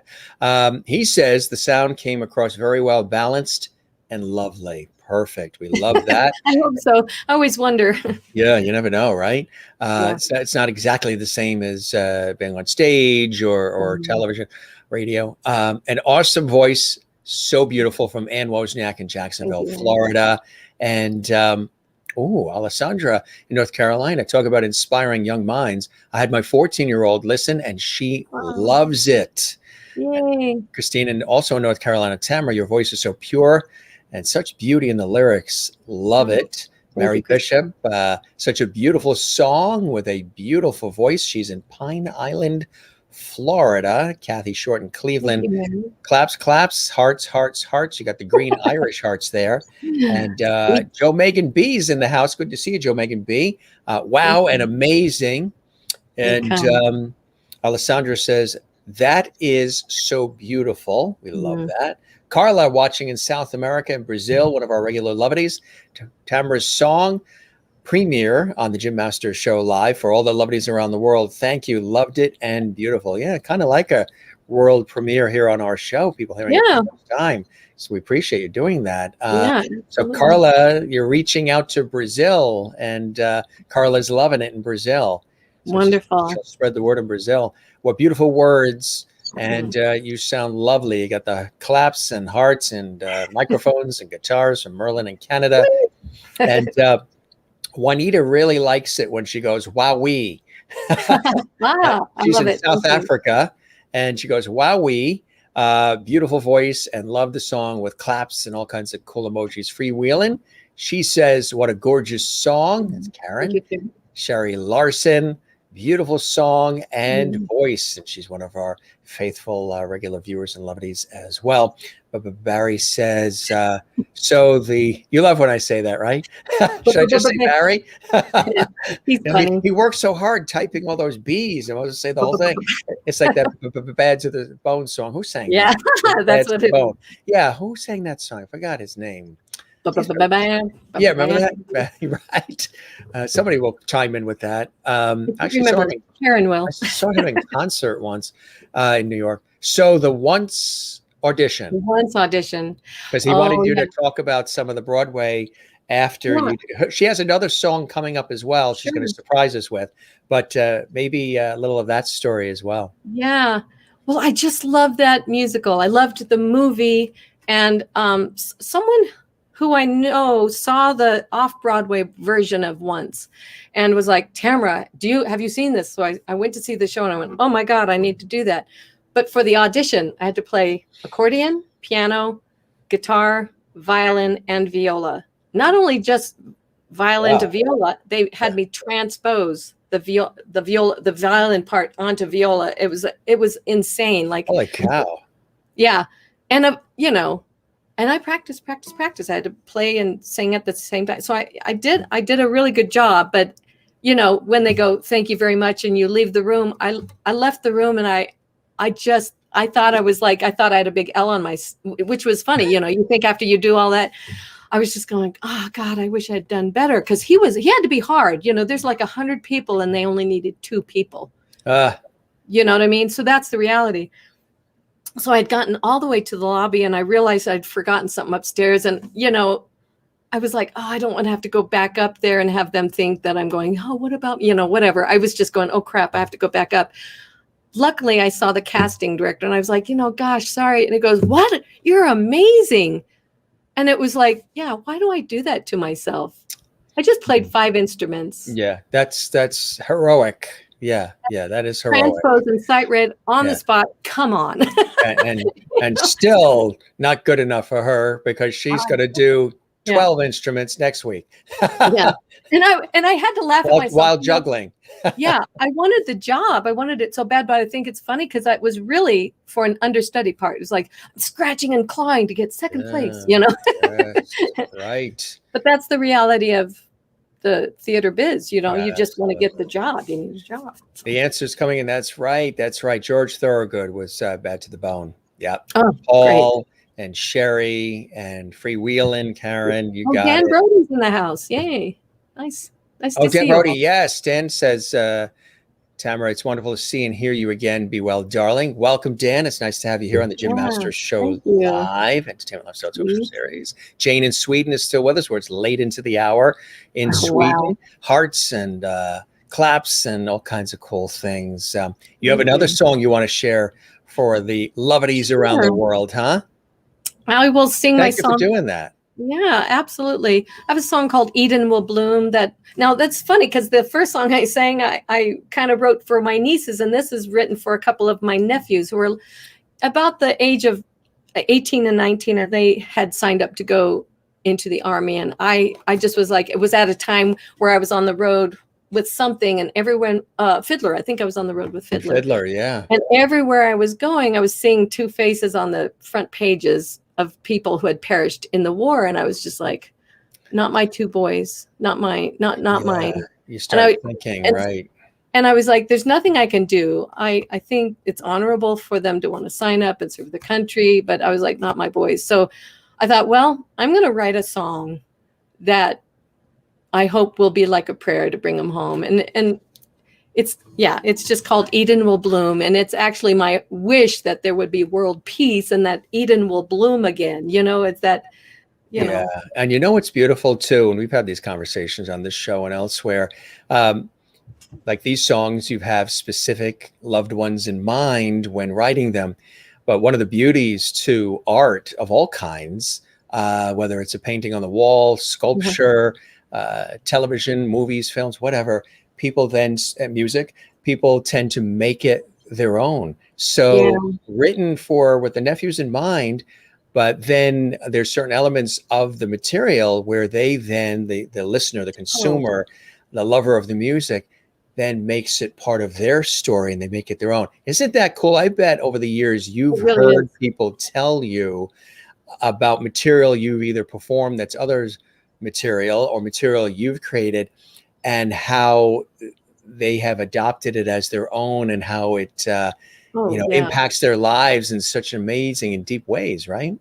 Yeah, I didn't see it coming, but every time I sing that song, someone comes to me and says, my son is, or my daughter is, or even a veteran coming to me and saying, I wasn't able to cry since I've come home, but that brought me to tears.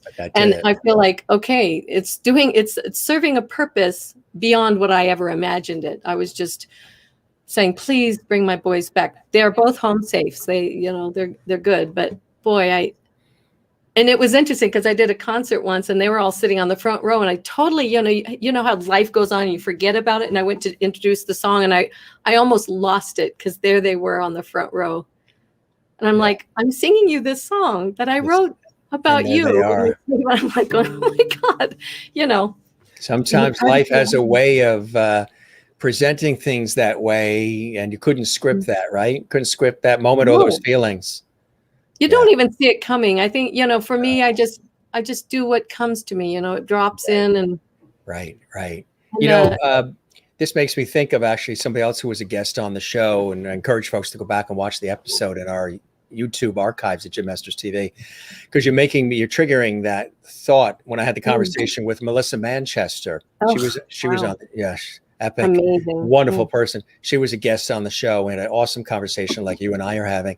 And she had said, like you say, how it just comes to you.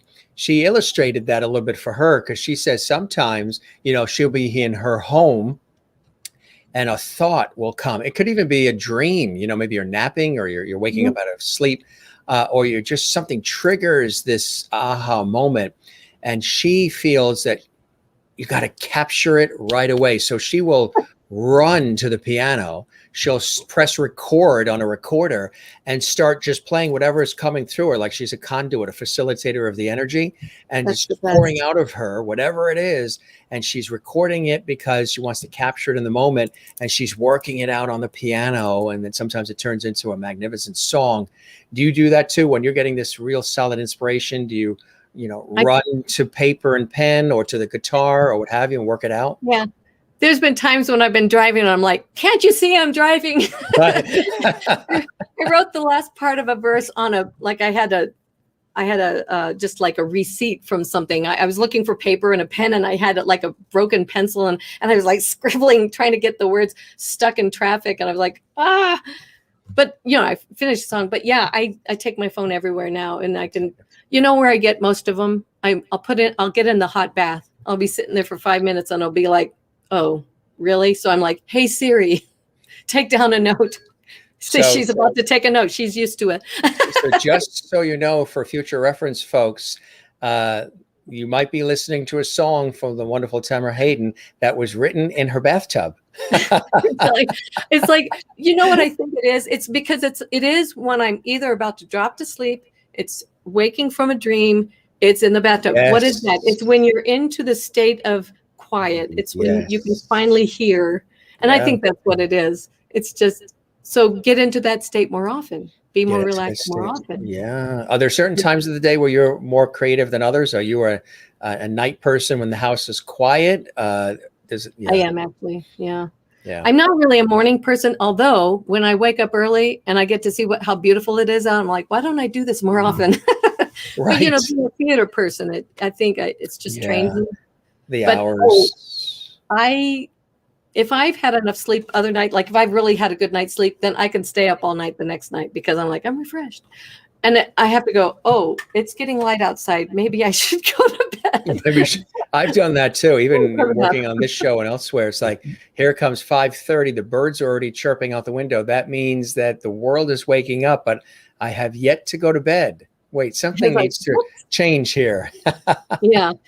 Yeah. I try not to do it, but you know, when I'm on a roll and it's tough to, it's the energy. You're in the zone. You might as well capture it. Right. Or what's funny is when I'm about to drop to sleep and a song comes and I'm like, oh, I don't want to get up, and I get my phone and I'm trying to be quiet. So I'm like into the phone. And I wake up my husband and I'm like, I better get out of bed and actually sing this, because I've listened to some and like, what were you doing? So does he join you downstairs and grab a sandwich while you're doing it, or does he just stay sleeping? He sleeps so hard. Yeah. He is a good sleeper. I'm so grateful, because I'm flibberty gibbet, you know. I'm the mover shaker, and once he's out. Flibberty gibbet. I haven't heard that in years. My favorite. That's a good one. I like that, flibberty gibbet. Write that down, folks. There'll be a quiz later. I don't think I made it up, but I use it a lot. My aunt, when I was a kid, because we were kids, so you couldn't say certain words in front of the kids. Today, I think all bets are off. But back then, when she would say something, she would say Jiminy Cricket. Oh, Jiminy Cricket. And we usually knew that meant it's probably something else. However, Jiminy Cricket was what you were going to get. That's funny. That is funny. So what is the song you mentioned again? This is for the nephews. And what's the title again? And thanks for sharing it with us. It's called Eden Will Bloom. Eden Will Bloom. It's kind of a long song, but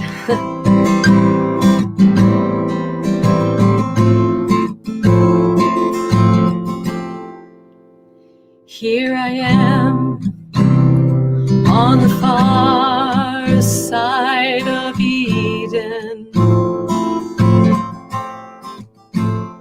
There you are on the dark side of the moon.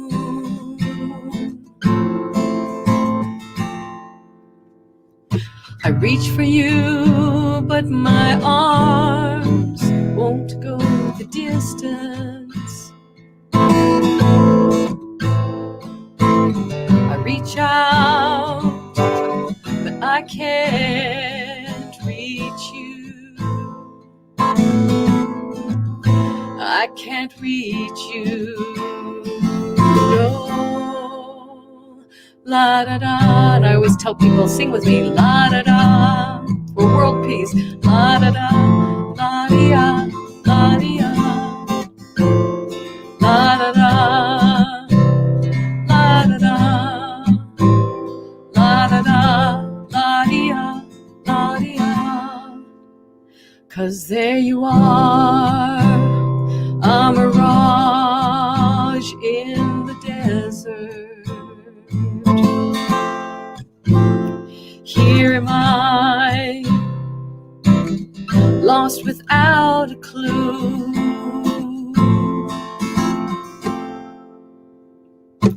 What to say, what to do. I've lost the words I want to say to you. Standing here with feet of stone, am I left to mourn you all alone, all alone? Oh, la da da. Thanks for singing along. La da da, la da da, la dia, la dia. I love that.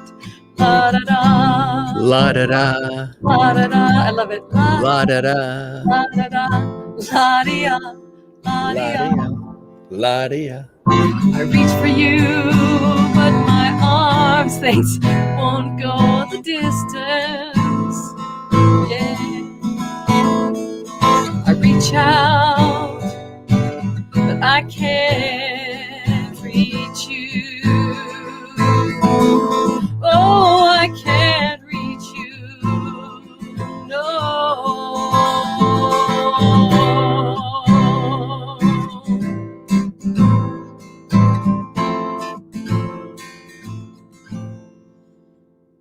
There you are, on the far side of heaven.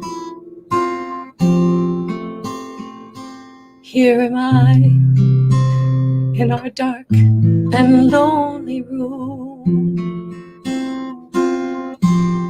I want to bring you home, no more hesitation. I want to bring you home once again. Eden will bloom. Eden will bloom. Yeah. La da da. La da da. La da da. La dia. La dia. Yeah. La da da. Get in there. La da da. La da da, la da da, la da da. Oh, I want to bring you home. No more mass destruction. Oh, I want to bring you home once again. Eden will bloom. Eden will bloom. Yeah.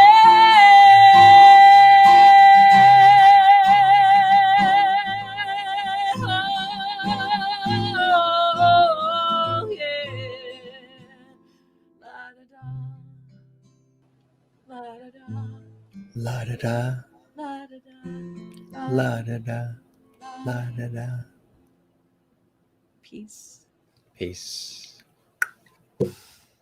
That was beautiful. I love that. Wow, that was amazing. Really, really, you knocked that right out of the park, my I was friend. hoping I wasn't too close because when I open up, it's like, whoa. I'm like, Yeah. I love get in there. Get in there. Yeah. But Barry loves it too. So Thank cool you so comments coming in here from Tam from Barry. If anybody's just tuning in and I'm going Barry, they're like, is Jim okay? Did Jim develop a stutter? Carla says, and Brazil goes, awesome. Thank you. And she's watching in South America. Christine Clifton says, wow, this is an extremely touching song. Deep lyrics, catchy for sure, powerful, and a lovely creation, Tamara. I agree. Jinx Fallon, claps. Thanks to everybody that we got. Everybody, a lot of people watching have subscribed to our YouTube channel, Jim Masters TV, and thanks to all of you, gang. We see that we're getting all these notifications. We really appreciate that. Keep spreading the word. Lots of levity on this show here. We're seeing it tonight too, as we do every night. Mary Bishop in Florida says beautiful. Crystal Nolan, she's got hearts and claps. She's in Connecticut. Alessandra in North Carolina says, it brought tears to my eyes. It's so very beautiful. Thank you, Alessandra. Thank you for sharing that, Alessandra. And Juanita, oh my goodness, most beautiful. Absolutely, Juanita, I second that. She's in South Africa. Merlin in Canada says, wow. Mary Bishop in Florida says, beautiful. I mean, Ann Wozniak in Jacksonville, Florida, claps and hearts. All around everybody. Yeah. I mean, it's cool stuff. Carla says, awesome. Barry, get in there. I like that. And like, get in there. Yeah, get in there. No, wouldn't it have to be with Barry? It's get in there. Oh, I love it. You know, that's the thing. This is great because I mean, I wish I could see everyone's faces, but when you came on, I loved that to see your face singing. Oh, my pleasure. Yeah, I always liked to. I had a guest on. It was a singer, Cassandra Bain, Lady Bain, and she's a former Detroit police officer, and she's a wonderful singer too. And we were doing Christmas carols. We did a whole Christmas episode. I really changed it up here, and the whole thing was decorated for Christmas trees, decoration, really cool. St. Patrick's Day was all green. Valentine's Day, the set was red, and we were singing Christmas carols. So I like to, dive in, and I wasn't the only one. Look, la-di-da from Mary in Florida and Karen freewheeling, la-di-da. Merlin in Canada, you got Canada going, la-di-da. Maybe if Merlin goes to the maybe if Merlin goes to the border of the U.S. and Canada and she just starts singing la-di-da, la-di-da, the border will open magically. They'll go, what do you want here? They'll say, what is she saying?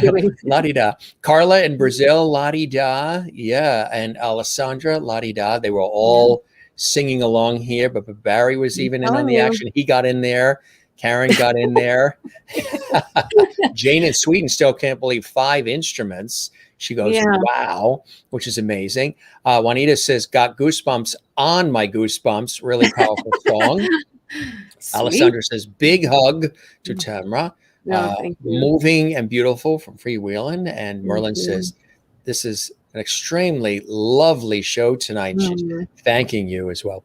Our pleasure. That's what it's all about. Absolutely. What are some of those blessings and joys in your life that I usually sometimes like to ask the guests that, because every answer is unique and every answer is different, but some of those continued blessings, we showed some tonight, blessings and joys that keep you beside fiddlesticks, right? Randy? Yeah. Yeah, I saw that Karen said it was from Sound of Music. Sound of Music, yes. Liberty Gibbet. I don't remember that, but didn't that bring us full circle?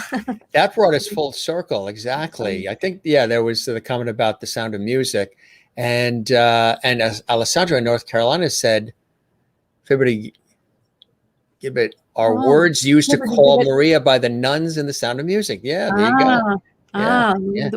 We have a very smart audience here, our lovities. These lovities are something else. But some of those beautiful blessings and joys in your life. Alessandra says you're very inspirational. Yes, she is. That continue to foster this creativity and this love for what you do. Well, I think you have to do things that you love. And one of the things, like what we do, if I feel like shut down or something, is to go out for a walk, go see nature. I do well when I get out in nature, and especially here in Colorado in the mountains. That's one of the things that I just love so much. But I feel like the blessings are what we mirror to each other, looking at people's faces after a concert. Like when I sing a concert, my favorite part of the show is going out into the lobby and hugging every person I can get a hold of. And so if you see me in a concert, you got to come up, say, I know you want to hug. So I bet you've probably really been missing that, huh? Yeah, I really do. I had one concert, it was one of the guys I sing with, he was like, yeah, don't mention, signing things, just, we need to sell the CDs. And I said, no, I'm sorry, that's not what it's about. That's not what it's about. So when I did a concert with another guy, I said, you guys have been looking at us the whole time, and I want to see you. I want to shake every hand. I want to give everyone a hug. And didn't the whole audience just stand in line? And like, it took us an hour or so to get every single one. And it was like, I was like, okay, that filled me up to overflowing. It was ridiculous. There was another artist that had the opportunity. Actually, I interviewed him on PBS and introed him at his concert as MC. And he did that. And I think it's an absolutely stellar, classy thing to do when the artist is there almost to the very end and they're signing the CDs, taking the pictures and all of that. And somebody else that did that until the very end, until just myself and other colleagues that were from the PBS station were there, remaining. All of the fans and everybody that came through and they left happy and smiles on their faces.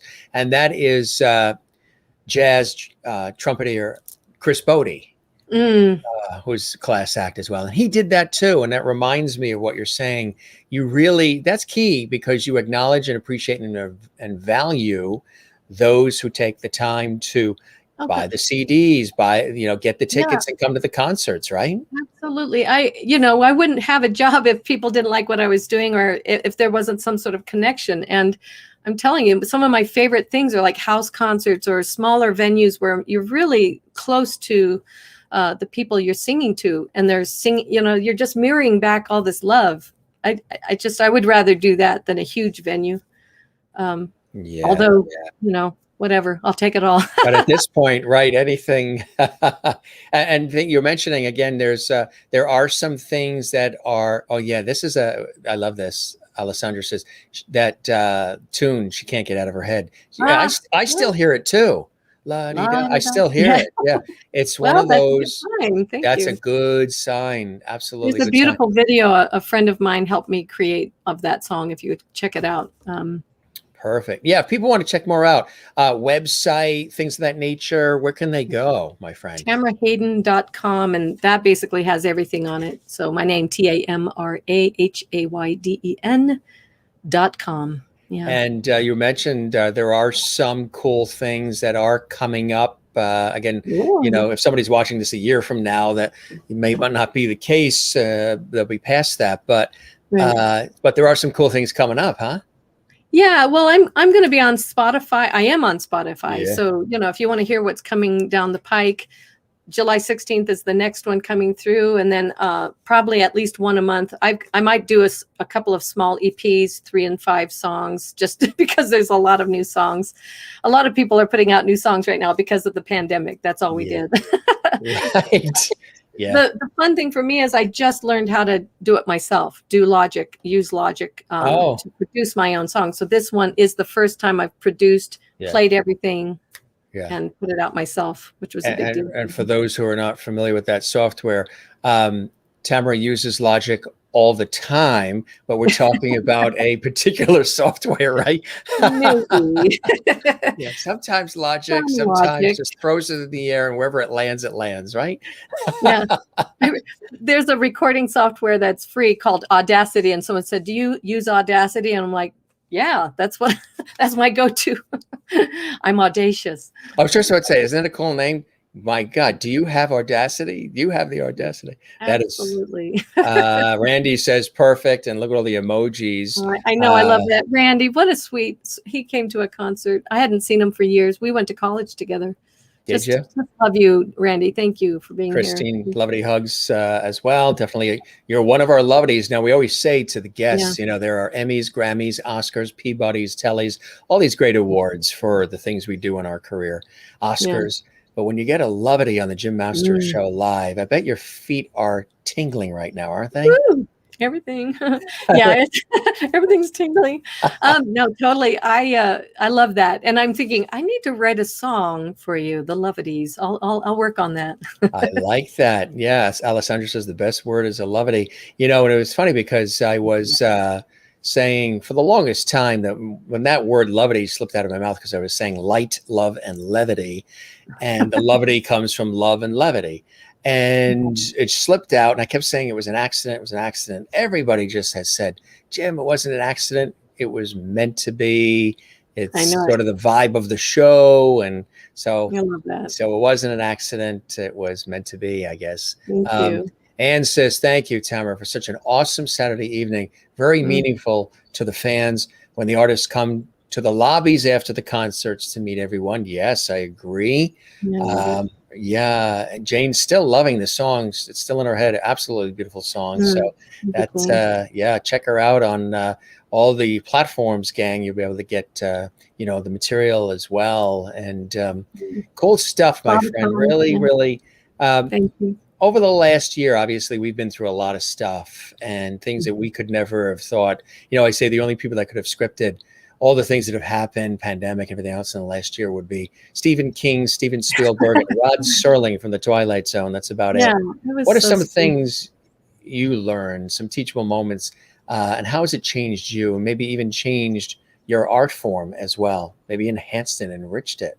Well, I mean, I don't think I've ever cooked this many consecutive meals, for one thing. Cleaned a lot of closets.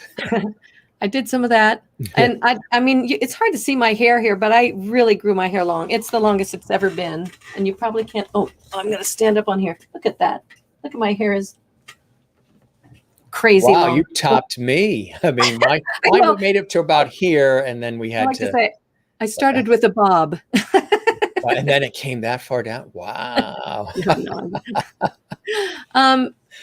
The thing is, I travel a lot because of this career, right? And my husband has a job here in Colorado, and so I go back and forth between Colorado and New York most of the time. And because this happened, I just decided to hunker down here and stay in Colorado, which has been great, and it's relaxed. And I'm thinking, I don't even know if I want to go back to New York, although I love it, you know. So I'm just kind of in this place of I don't know what's going to happen next, but I'm loving writing music. I'm hoping. I mean, I'm not transitioning completely away from theater, but it does feel like a very strong transfer in conscious decision. So I'm hoping to tour as a, you know, solo artist more than I did before. So that is cool. That is cool. And do you have So solo. So obviously it would just be you. You play off with other musicians as well. That would be ideal. I mean, but I would like to make it so that I could just be the, go around with my guitar. So I'm just footloose and fancy free. But yeah, having a couple of musicians is always nice. I always like having people on stage with me because I have someone to bounce off of. It's always nice.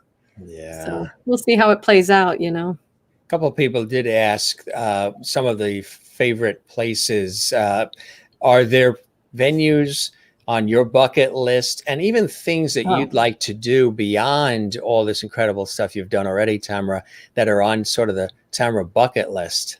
Oh, yeah. Well, you were mentioning Red Rocks. I've always had that on my bucket list to play Red Rocks, That would be incredible, to play that space. Yeah. I've always wanted to tour through Europe. I love Europe. And that was part of my conscious choice of joining the TSA, the Songwriting Academy, because a lot of the people they're from the UK. And now I've made so many friends that I'm like, okay, yeah, I could probably easily do a small tour through Wales, the UK, London, up into Scotland, and I even have co-writers in Israel. I'm just everywhere. I'm trying to think. Yeah. Go to Ireland too, and Ireland. Yeah. So I've got wonderful, wonderful friends everywhere now, and so it's like, bring it. Right. That's get in there. Get in there. Yeah, get in there. That's like, going to be. Yeah. You want some levity? Tune in and get in there. Get in there. On the Jim Master Show live. I can see it and I hear it now. I think it's building. That's wonderful. That is cool. A couple more comments coming in here. Karen, is there a Levity Award for best hair? I think we're working on that. I like it. Juanita says, this was a wonderful conversation. Thank you, Tamara, for spending time and sharing your beautiful music with us. And Alessandra says, my granddaughter came in for me to sing her to sleep. Mm-hmm. So she came in the room, wanted her to sing her to sleep, but she's become fascinated with the show that we're doing together right now. That's beautiful. Nice. Thanks for sharing that. Nice. And Sherry Larson, thank you, Tamara. Love your songs and your beautiful voice. Oh, thank you. Trippy says, really great to see you and hear your great music. Come see us in Tennessee. We have some great guitars picked out for you. Sweet.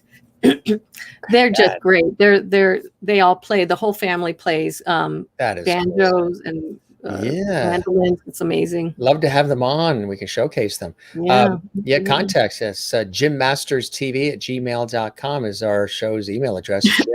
JimMastersTV@gmail.com. Crystal Nolan, thank you for inspiring conversation, Tamara. Keep sharing your beautiful music and voice. God bless you.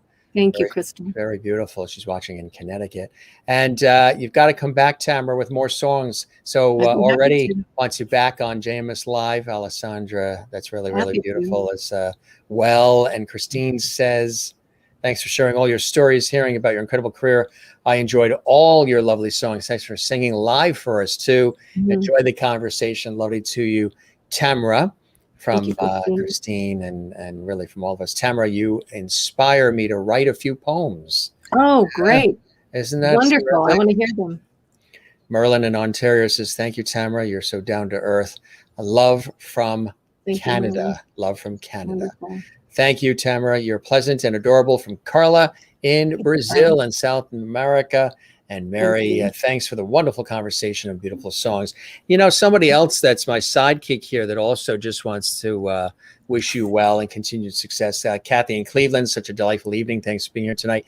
Thanks, gang. I'm glad you enjoyed this episode. Continue to share the levity. Tell everybody about our show. Subscribe to our YouTube channel. Click the notification bell. Drop a comment on our YouTube channel. Let everybody know that we are here with incredible episodes. That it's a unique space we've created here with this series. Beautiful. And thank you for everybody for commenting, because that's really makes it. It's beautiful. It's something special. Yeah, we do it like an entertainment lifestyle talk show series that you would see on TV, sort of old school style. Dick Cavett, Johnny Carson, Merv Griffin, Mike Douglas, Dick Clark, with a modern vibe, modern twist of today. And speaking of all of that, somebody that thoroughly had a great time tonight, Mr. George Burns in the house.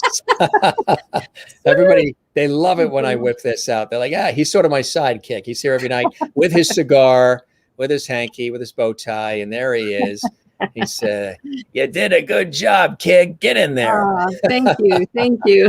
The one and only George Burns. And remember, he played God in the movie. So you got God on your side with George. I love that. I love that. That puts a smile on everybody's face when I have George come out. Like, thanks. Yeah, you're doing well there because you have a gathering to go to, right? There's a party that's happening with friends. My high school theater teacher is in town. Oh, nice. Isn't that wonderful? Ken Foster, wonderful man who lives in California. He's in town. And so a bunch of people from high school from the theater department are getting together. And I said, sure, I've got a little interview and then I'll come over. So that's it. Yeah, absolutely. You are so welcome, Tamara from Alessandra. Hi, George Burns. And Jinx Fallon says, great show. I'll see you soon. Thank you, Jinx. Absolutely, Jinx. You're welcome back. We'll be back tomorrow night. Tomorrow night, speaking of Broadway, we have Ethan Slater, and he started SpongeBob SquarePants on Broadway. So good. Tomorrow night, he's here. 8 p.m. Eastern, 5 p.m. Pacific. More memories and stories, absolutely. My friend, I toast you. Thanks so much for joining us here on the show. You're a real delight, and I hope the show met whatever expectations that you had. We'll keep the porch light on for you, and I hope you enjoyed the time with me as much as I certainly have with you tonight. Absolutely. Thank you so much. It really means a lot. Thank you. And it was my everybody, pleasure. Thank you so much. And thanks for the nice comments again about the bringing out of the humanity, and that you noticed that again. Yeah. You mentioned, for those who tuned in late, you mentioned that earlier, and I really, really appreciate that. That means a lot that you picked that out and noticed that. It's like being at the same table, just sitting here and having dinner's been served. We've been sitting there for an hour and we're just talking over the table for an hour and a half. I love that. That's like one of my favorite things to do. Well, my pleasure. And you're welcome back anytime. Spread the word about the show. And Barry says, way to get in there, Tam. Yeah, she got in tonight. You all did. You're all rock stars. Oh, I love you guys. Thank you so much. Would you believe we've been chatting for just about 2 hours? Oh my God. Yeah. It doesn't feel like it, right? It doesn't. Every single guest says it doesn't feel like that because we're just having a good time and weaving and flowing in and out. Yeah. My cheeks are like, but from smiling. From laughing so much, smiling so much. Yeah, this will radiate for a long time. Thank you. It means so much. Wonderful. Thank you. My pleasure. We love you too, Tamara from Alessandra. You, as I say to all the guests, go stretch those legs. Yeah, I got to walk around a little bit. Go walk around, get the blood flowing. And you're really amazing. And lots of love your way from all of us here. And let's stay in touch. I hope that we get a chance to break bread. Either I'm in Denver again on a TV shoot, or if you're here on the East Coast, whatever it may be, let me know. Let's connect. And I would love to break bread. That would be cool. That would be great. Thank you so much. Take care, everyone. All right. You be well. Take care and enjoy the party. You've earned it. Yeah. Thank you. Bye-bye. Take care, Tamara. Bye-bye. The one and only Tamra Hayden right here on the Jim Masters Show live. Theater, all of it. Music, stage, musicianship is extraordinary. Her voice is extraordinary. Her personality, her heart and soul really is something else. Live from Denver, Colorado tonight. She is off to a party, which I think is really, really cool. So we want to make sure she can get to that party in time. The friends are there probably watching us too. So we say hello to all of them. Hey, if this is your first time watching JMS Live, we welcome you. It's really cool that you're here with us. We do this show just about 7 days a week. Our regular hours are usually 7 p.m. Eastern, 4 p.m. Pacific. Our summer hours have been 8 p.m. Eastern, 5 p.m. Pacific, because it's so nice outside. People coming in a little bit later. And I know a lot of people like to watch live. So if you're watching live, thank you. Thanks for the comments. We would love it if you subscribe to the YouTube channel, Jim Masters TV, the channel you're watching right now. Click that notification bell so you never miss any of our episodes. And you'll get notifications when we have new episodes, which is basically 7 days a week. We're booked with guests all the way into August. And also we do surprise pop-up shows that are unannounced, where I pop up and we do some host-viewer chat back and forth. And we talk about all kinds of cool things in life. So it's really cool. We get even closer as viewers and hosts. And I'm very big with that, even in my professional work in television and radio. So again, you can check Tamra Hayden online.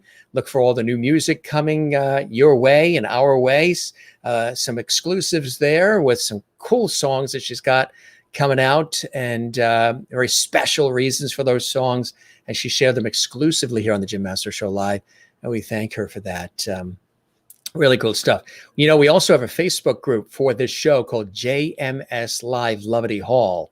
And it's very interactive. You guys are welcome to pop in on that as well. JMS Live Lovity Hall. A lot of the viewers interact with each other, and I try to pop in whenever I can. And my Facebook page is Jim Masters TV. Love it if you give it a like, a follow. I'm on Instagram at Jim Masters TV and Twitter at Jim Masters TV, active on all. And of course, our YouTube channel, Jim Masters TV as well. You guys are awesome all around the world watching our show, commenting, celebrating, sharing. Lots of levity, good times here on the show. Jane in Sweden, we love Jane. She goes, this was a wonderful show. Tamara was absolutely lovely guest. Wow, such a lovely, you love her hair. I know you're jealous about her hair. She sees that. She's still there. She can see the comments. She's still, yeah. She's like, yeah. Jane loves your hair. She's jealous of your hair. So if you ever cut it off, send it to Sweden. Sweden will take send me your address. Thanks, my friend. Thank you. Well, Freewheel, since you're there, Freewheeling says thank you for having Tamara as a guest. Your show is great, and I'm sure I'll be watching again soon. Thank you, Karen.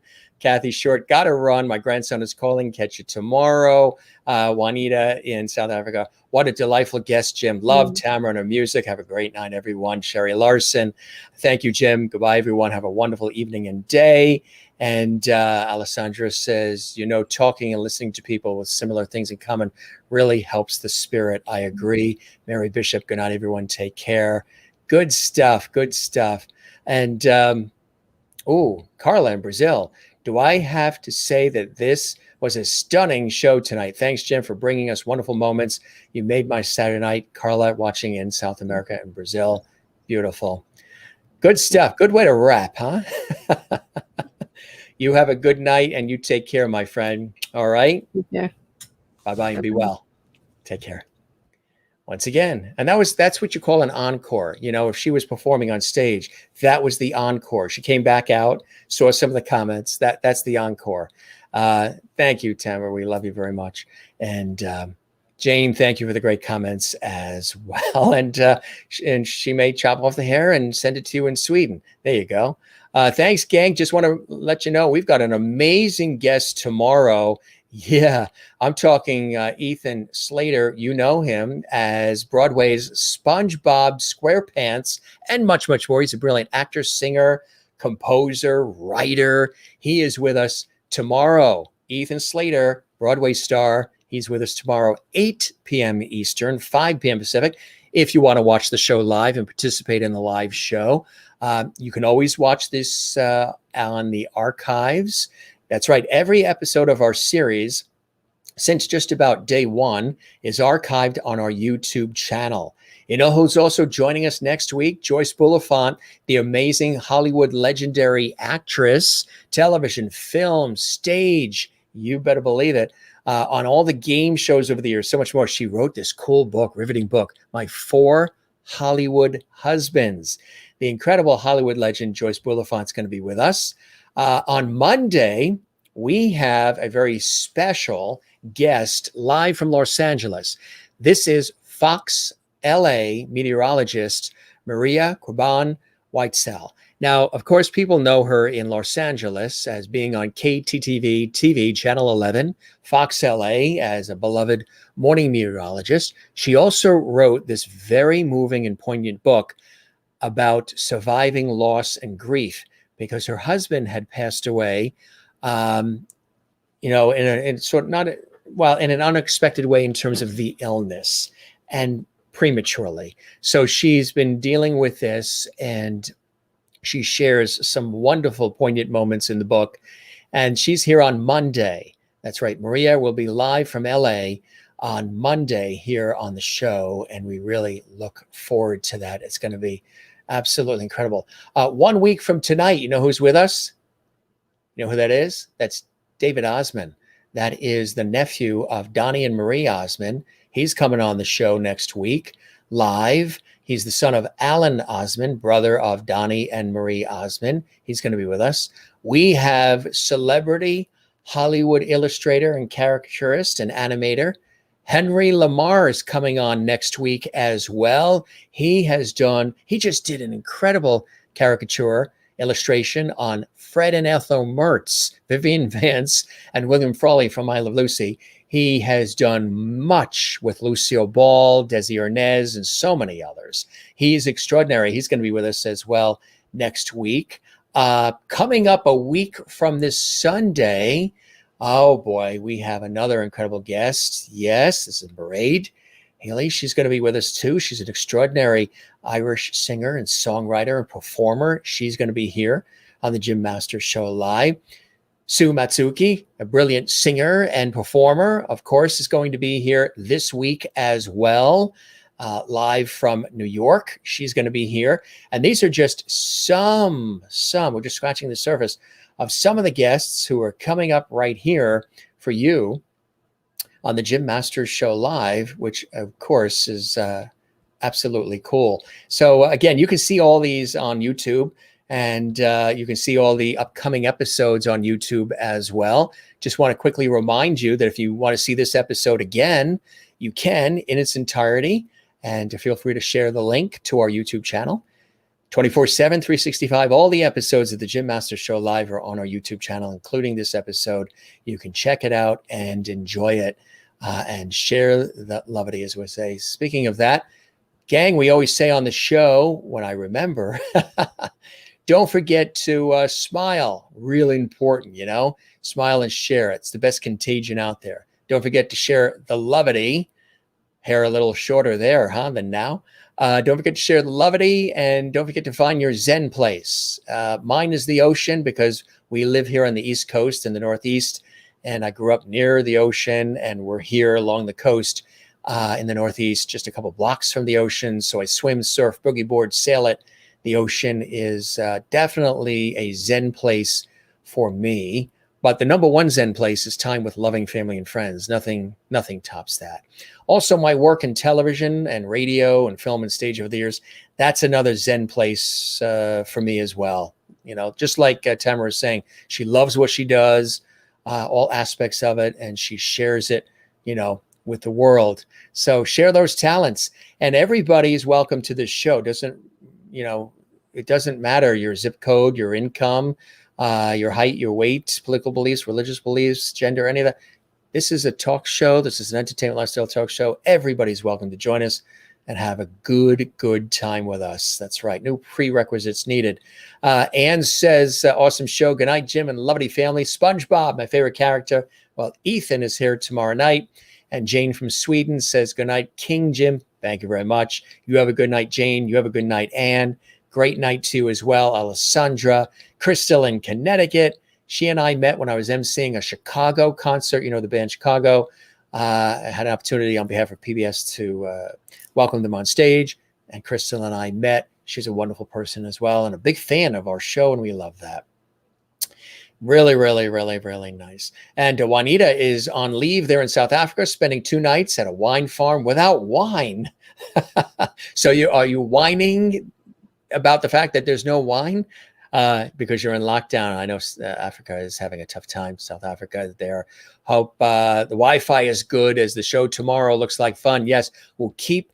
Well, remember you had floods in South Africa, and you were taking your laptop all over town trying to get the best Wi-Fi so you don't miss our show. That is true levity. Standing there in puddles of water so you don't miss our show. And Trippy says, great show. Really enjoyed it. Thank you, Trippy. Spread the word. Love that YouTube channel, Jim Masters TV. We've got more action and fun and the famous levity coming your way here on the show. All right, gang, you guys are the best. If you joined us for the first time tonight, welcome. If you're one of our regular levities, cool to have you here as well. We love all of you, and you guys are the best. And as Barry says, way to get in there. Absolutely. All right, gang, we're going to sign off. Have a great rest of your day, evening, morning, noon, night, whenever you're watching this. We're back tomorrow. That's Sunday live, 8 p.m. Eastern, 5 p.m. Pacific with Ethan Slater from SpongeBob SquarePants. And night to you, Alessandra, in North Carolina, USA. All right, gang, this is your host, Jim Masters, here at Broadcast Central. Thanking you for your time this time. Till next time, you be well, take care, keep smiling, and we will catch you on the next one. One more comment coming in. Juanita says lots of whining without the wine in South Africa. Luckily, they didn't take our coffee. That's right. Don't take the coffee. All right, gang, we love you all. You have a good night, okay? Be well, take care. We thank once again our spectacular guest, Tamra Hayden. She was amazing, and so are you. We'll see you tomorrow on the Jim Masters Show Live. Have a good night, gang. Thanks for being with us. We love it. Take care.